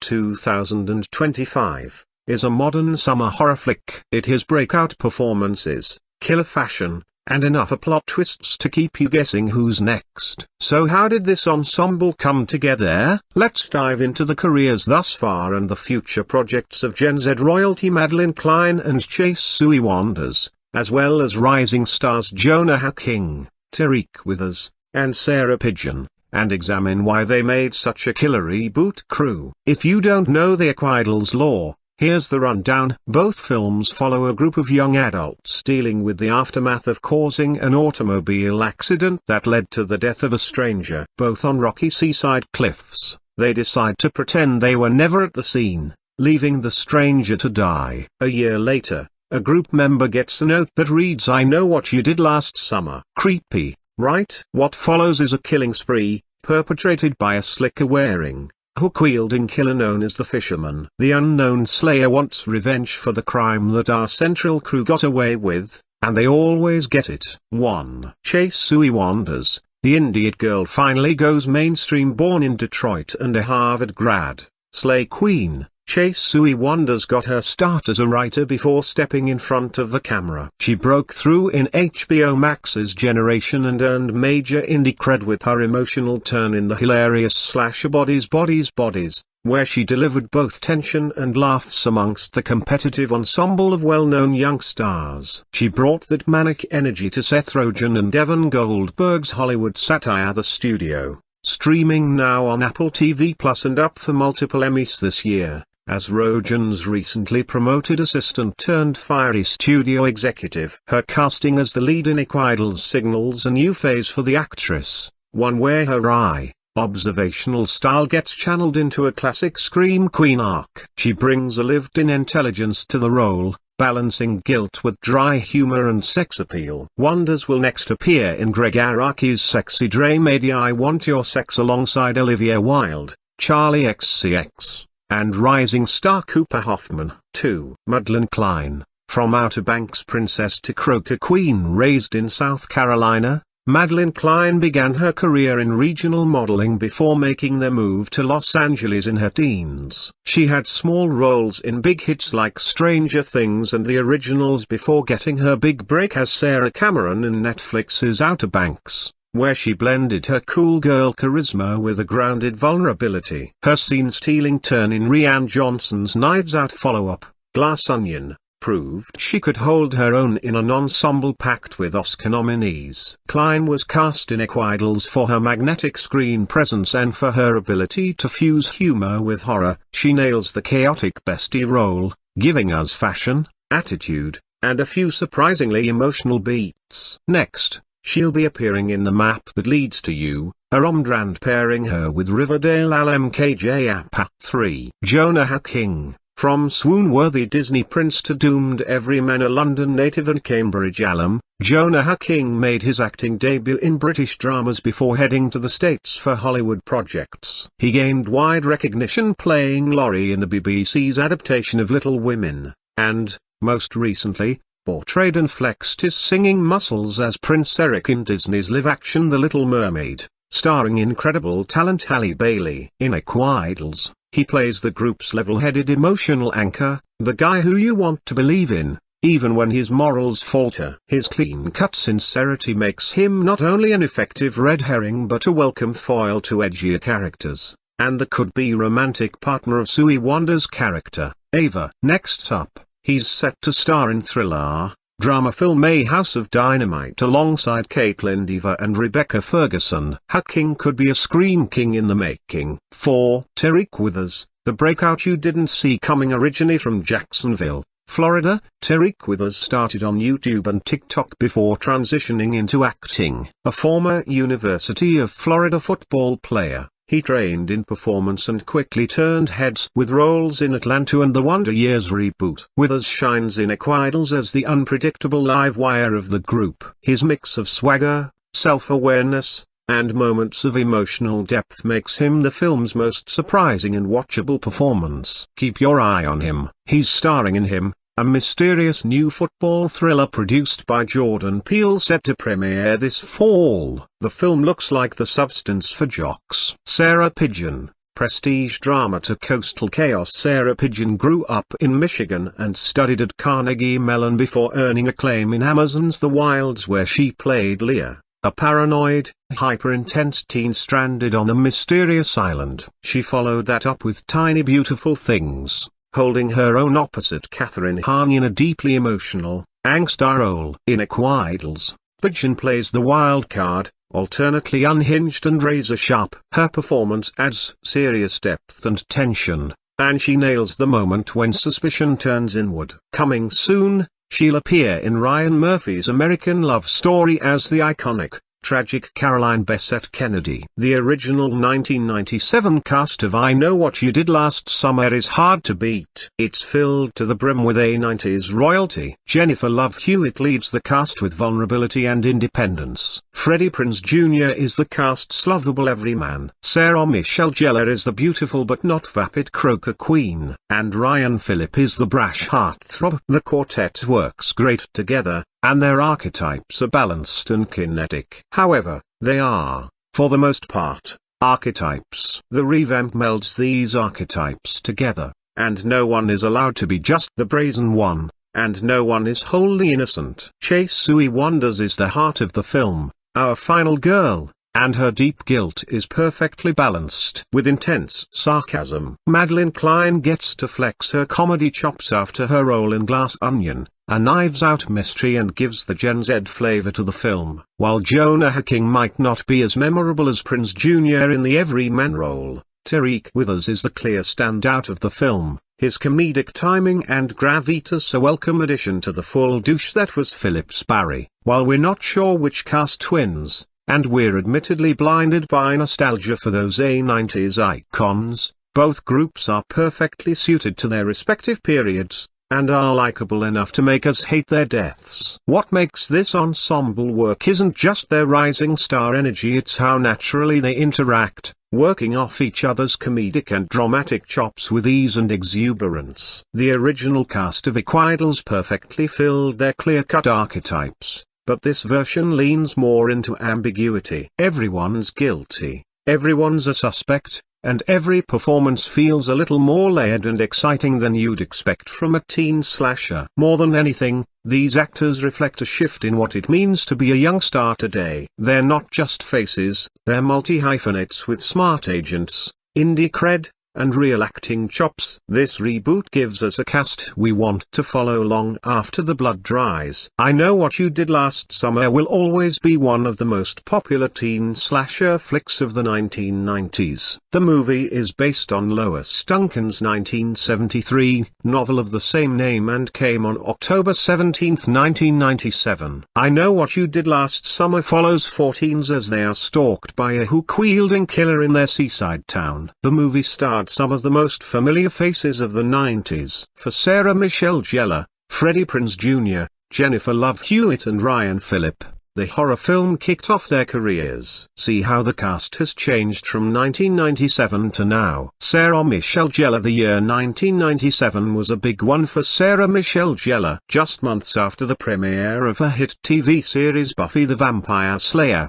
SMG starred in I Know What You Did Last Summer. Sarah's character, Helen Shivers, ended up being one of the killer's victims, but Sarah's career lived on. She reunited with Ryan in the 1999 cult classic Cruel Intentions, and then with Freddy in Scooby-Doo. Sarah continued to have film roles and starred in Buffy until 2003. Sarah's had subsequent TV roles in The Crazy Ones, Ringer, and Star Wars Rebels. Sarah and Freddy first met on the set of I Know What You Did Last Summer, and they started dating in 2000. They married in 2012 and have 2 kids together, Rocky and Charlotte. Freddie Prinze Jr. Freddie Prinze Jr. was one of the premier stars of the late 1990s. Freddie's character, Ray Bronson, survived I Know What You Did Last Summer, and he returned for the 1998 sequel, I Still Know What You Did Last Summer. He starred in the beloved teen rom-coms She's All That and Summer Catch. Freddie reunited with Sarah in the live-action Scooby-Doo,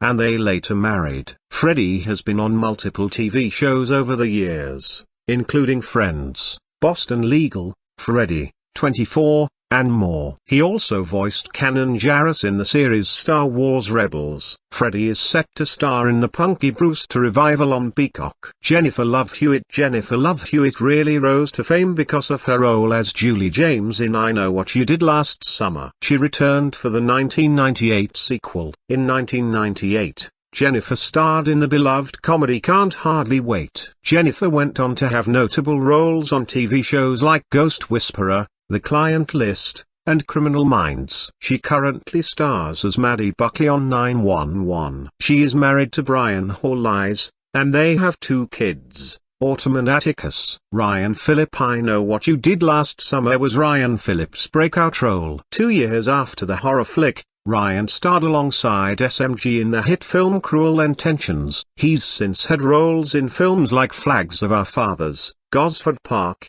Crash, Stop Loss, and more. From 2016 to 2018, Ryan starred in the series Shooter. He is the lead of the upcoming ABC series Big Sky. After working together on Cruel Intentions, Ryan married co-star Reese Witherspoon in 1999. They have 2 kids, Ava and Deacon. They divorced in 2007. He also has a daughter with Alexis Knapp.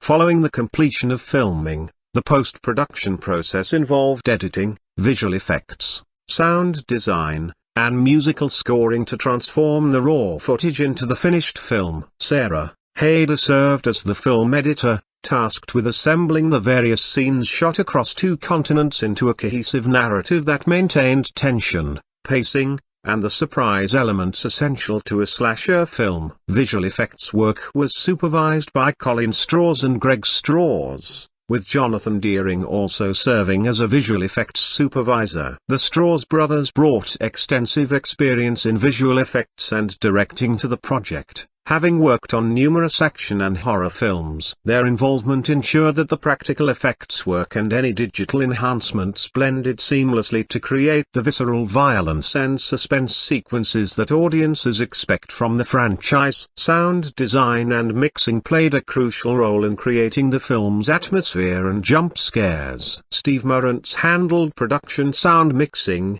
while Ando Johnson served as sound designer. The sound re-recording mixing team consisted of Jeremy B. Davis and Michael Minkler, both experienced professionals in creating immersive sonic environments for theatrical releases. Jessica Arkoff supervised the sound editing process, ensuring that every creak, whisper, and scream served the film's horror aesthetics. The production design team of Courtney Andujar and Hilary Andujar created the visual environments and set pieces that established the film's coastal setting in various locations. Patrick James House served as the supervising art director, while Loretta Cosgrove worked as an art director. Lisa Brennan and Kelly Fallon handled set decoration, dressing the environments to create authentic spaces that served both the story and the visual language of the film. Costume design by Marion CEO contributed to establishing character identities and the film's contemporary setting, while also paying homage to the fashion aesthetics of the late 1990s when appropriate. The costumes needed to feel authentic to modern young adults while also creating visual distinctions between the new generation of characters and the returning legacy characters who would be reflecting their age and life experiences in their appearance. Music. Chanda Dancy was hired to compose the original score for I Know What You Did Last Summer, bringing her compositional talents to the task of creating a musical landscape that would honor the franchise's history while establishing its own sonic identity. Dancy's work needed to balance several competing demands, creating suspense and dread during stalking sequences, supporting emotional character moments, providing energetic accompaniment to chase and action sequences, and incorporating musical callbacks to John Debney's score from the original 1997 film when appropriate. The soundtrack album was released by Milan Records on July 18, 2025, the same day as the film's theatrical release. This simultaneous release allowed fans to immediately access the score and revisit favorite musical moments from the film. The album contains 20 cues composed by Dancy, representing the full scope of her musical work for the film. This release marked the fourth I Know What You Did Last Summer soundtrack album to be issued, following albums for the 1997 original, the 1998 sequel I Still Know What You Did Last Summer, and the 2006 direct-to-video sequel. Rob Lowry served as music supervisor, responsible for selecting and licensing any commercial songs that appeared in the film but were not included on the official soundtrack album. Nicholas J. Ayres worked as orchestrator, translating Dancy's compositions into full orchestral arrangements that could be performed and recorded. The score completion occurred in June 2025. During the same period when the last-minute reshoots were being conducted. This timing suggests that Dancy may have needed to compose additional music or revise existing cues to accommodate the new ending and the added scene at Helen Shiver's gravesite. Release. Theatrical I Know What You Did Last Summer held its world premiere on July 14, 2025. At the historic United Theater on Broadway in Los Angeles. This premiere event served as the film's introduction to critics, industry professionals, and select audiences before its wide theatrical release.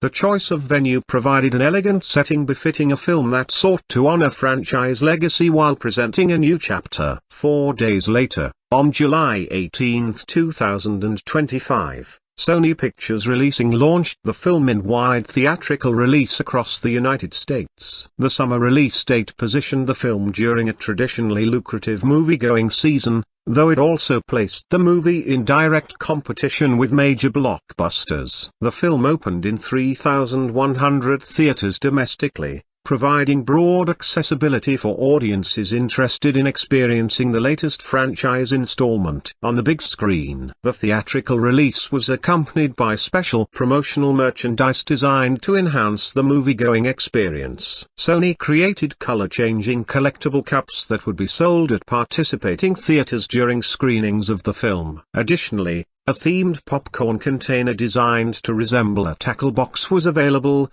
cleverly tying into the film's fishing-themed killer and creating a unique keepsake for fans. These promotional items served both as revenue generators and as tangible connections to the film that audiences could take home. Internationally, the film launched in 58 markets during its opening weekend, expanding its reach beyond North American audiences. This coordinated global release strategy aimed to maximize opening weekend momentum and minimize the impact of piracy by making the film legally available in most major territories simultaneously. Home media. The theatrical window for I Know What You Did Last Summer was relatively brief, reflecting contemporary distribution strategies that seek to capitalize on multiple revenue streams in rapid succession. The film was released digitally on August 26, 2025. Just over 5 weeks after its theatrical debut. This digital release made the film available for rental or purchase through various video-on-demand platforms, allowing audiences who had missed the theatrical run or who preferred home viewing to access the film. On October 7, 2025, approximately 11 weeks after the theatrical premiere,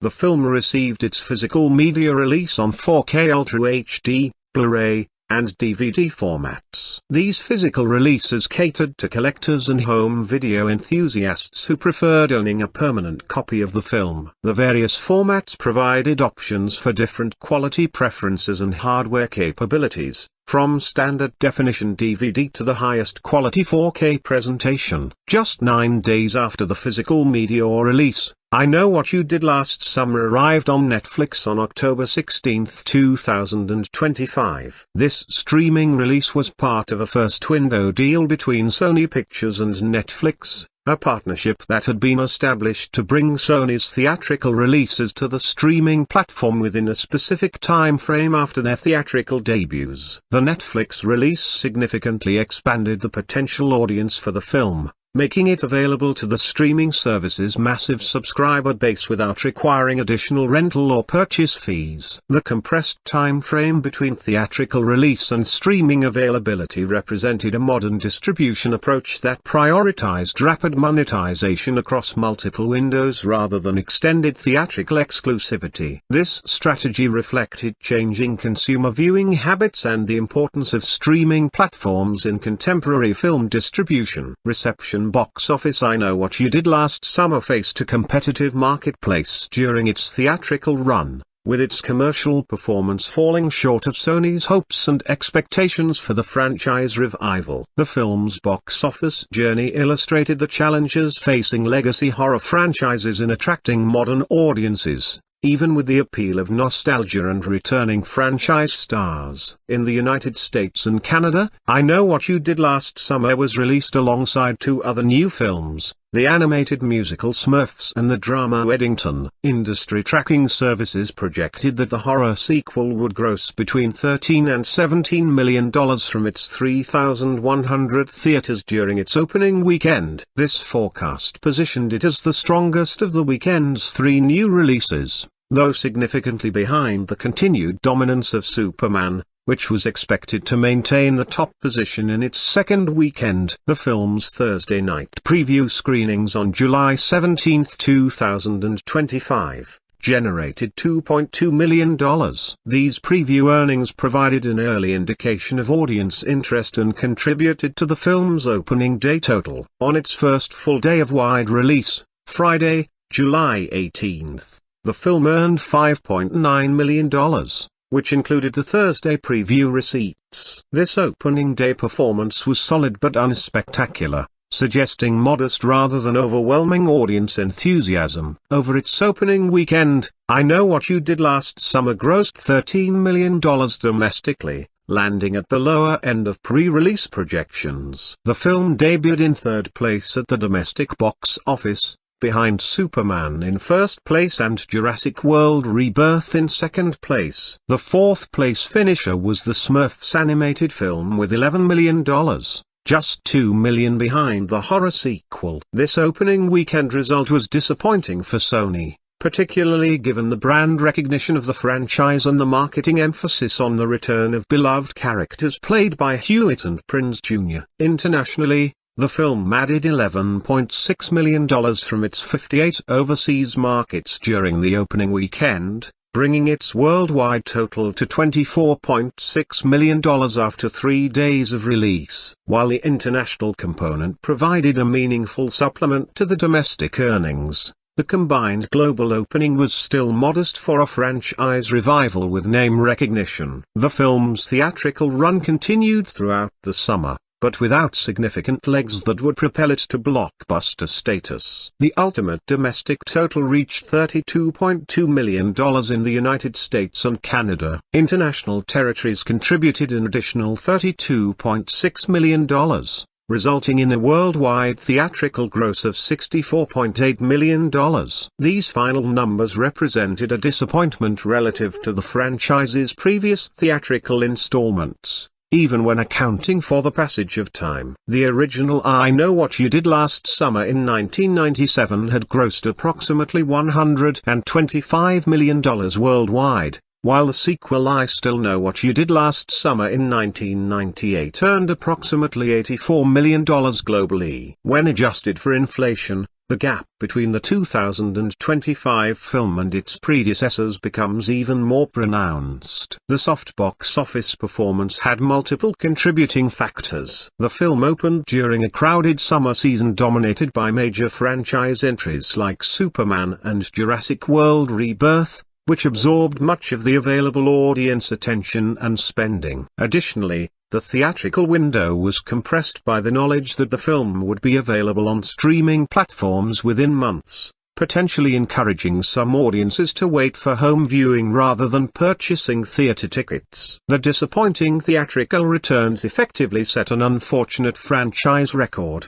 I Know What You Did Last Summer, 2025. Became the lowest opening installment in the franchise's history. Even when adjusting the previous film's numbers for inflation to account for changed ticket prices over the decades, the 2025 film's debut was substantially weaker than either of the theatrical releases from the late 1990s. This record illustrated the challenges of reviving horror franchises that had been dormant for more than 2 decades. Even with the inclusion of legacy cast members and contemporary marketing strategies. Industry analysts noted that, while the film wasn't a financial disaster, its modest returns likely precluded immediate plans for further theatrical sequels. The film would need to perform exceptionally well in home video and streaming to justify continued investment in the franchise. However, director Jennifer Caton Robinson expressed openness to creating a sequel if the opportunity arose,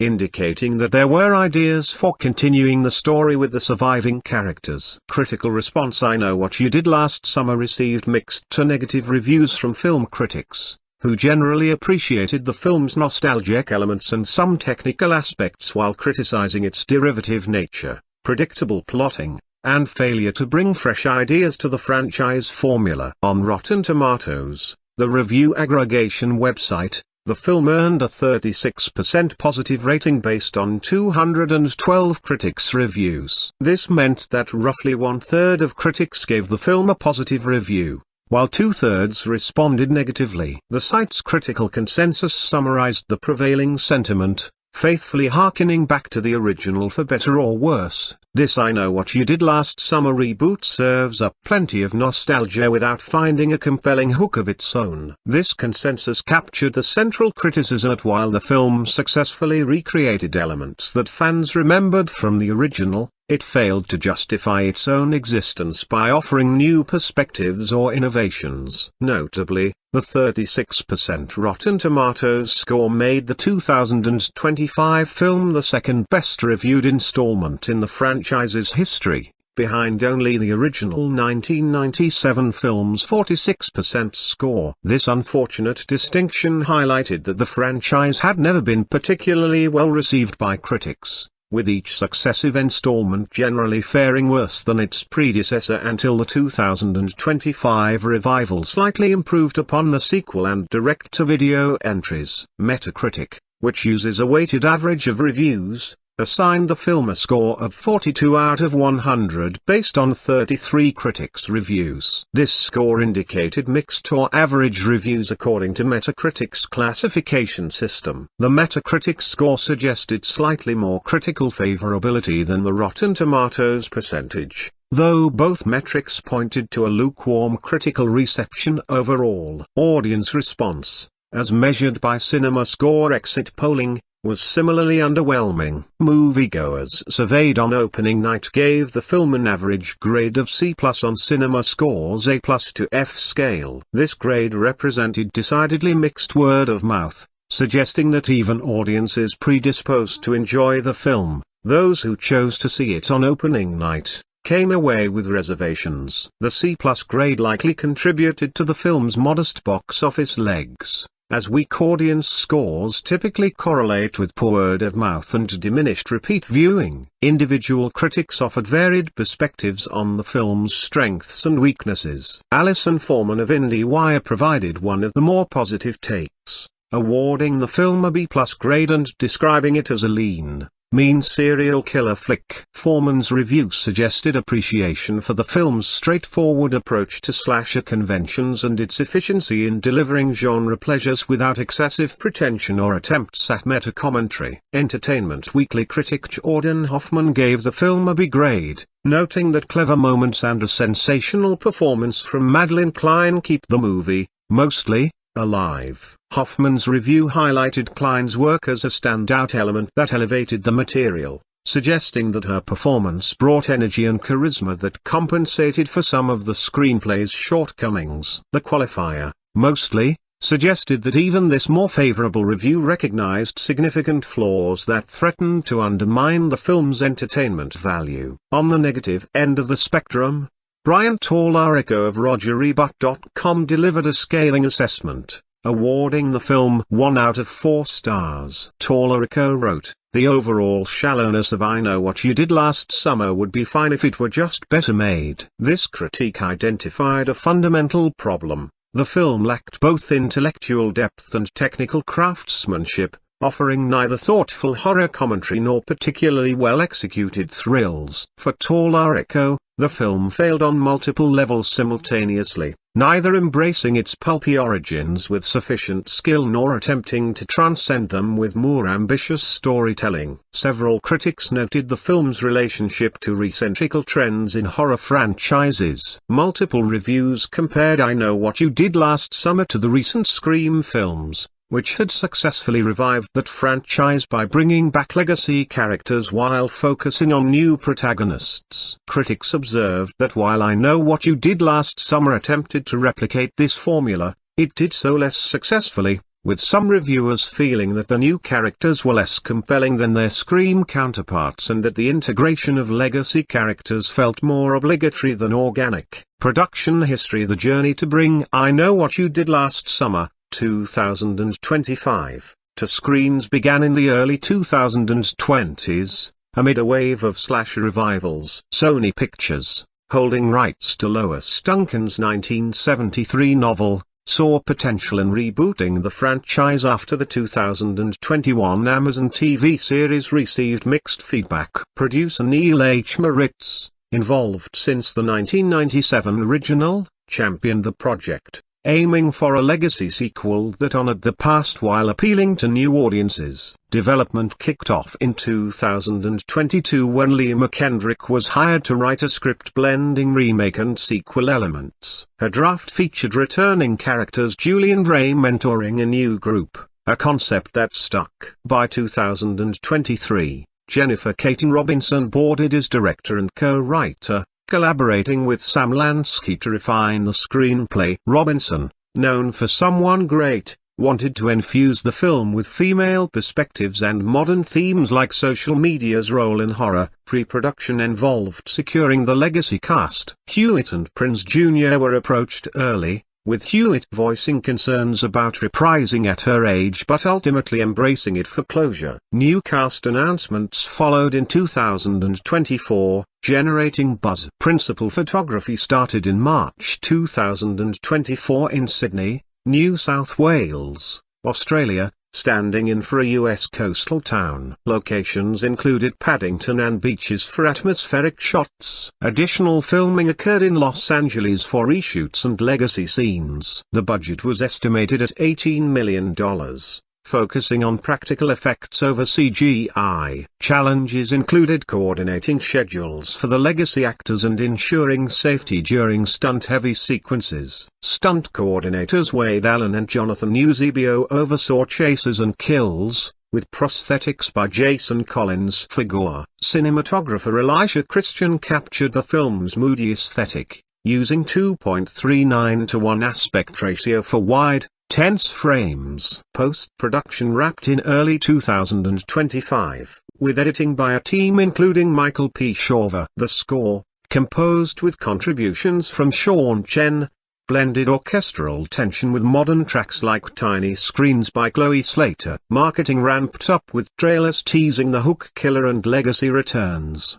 building hype for the July 18, 2025 release. The film opened to $12.7 million domestically, eventually grossing $64.8 million worldwide.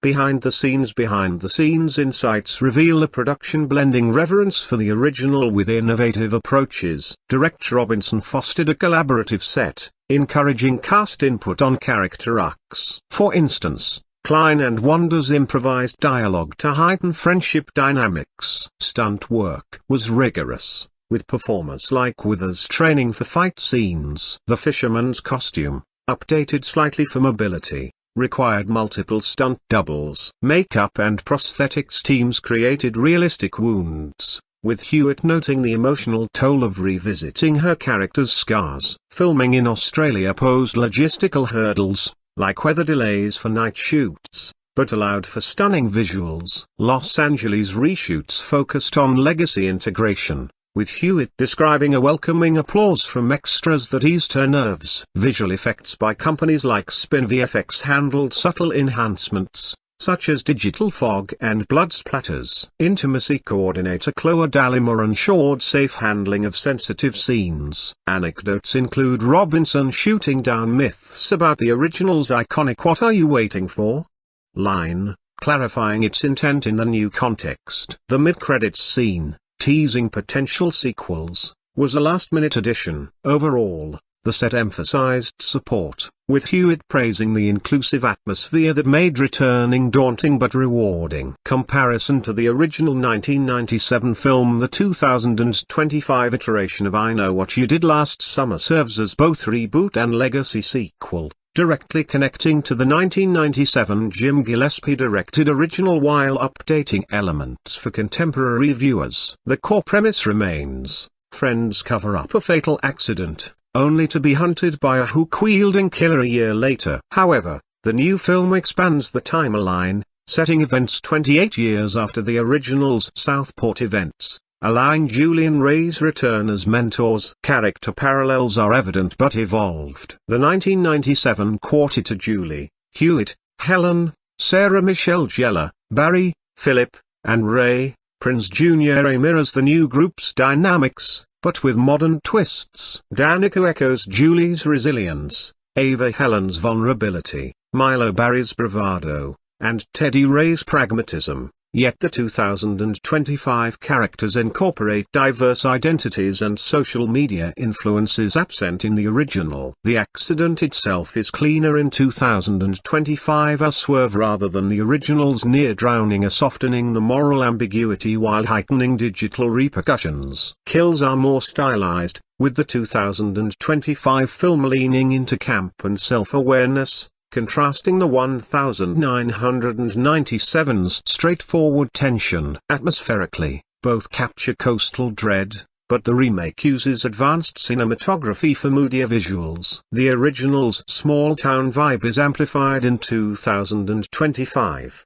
with meta-references to the franchise. Critics note the 2025 version's forced ties to the original, but praise its reinvention of tropes like the killer reveal. While the 1997 film defined post-Scream slashers, the 2025 entry refreshes it for Gen Z, though some argue it lacks the original's raw edge. Reception and reviews upon release. I Know What You Did Last Summer, 2025, garnered mixed reviews, with a Rotten Tomatoes score reflecting divided opinions. A critics' consensus praising its nostalgic fun but critiquing formulaic elements. IMDb users rated it around 5.1, echoing sentiments of fun but forgettable. Positive reviews highlighted the cast's chemistry and slasher thrills. Josh at the Movies called it a refreshing delight, lauding its stark entertainment and references. Others appreciated the self-aware camp,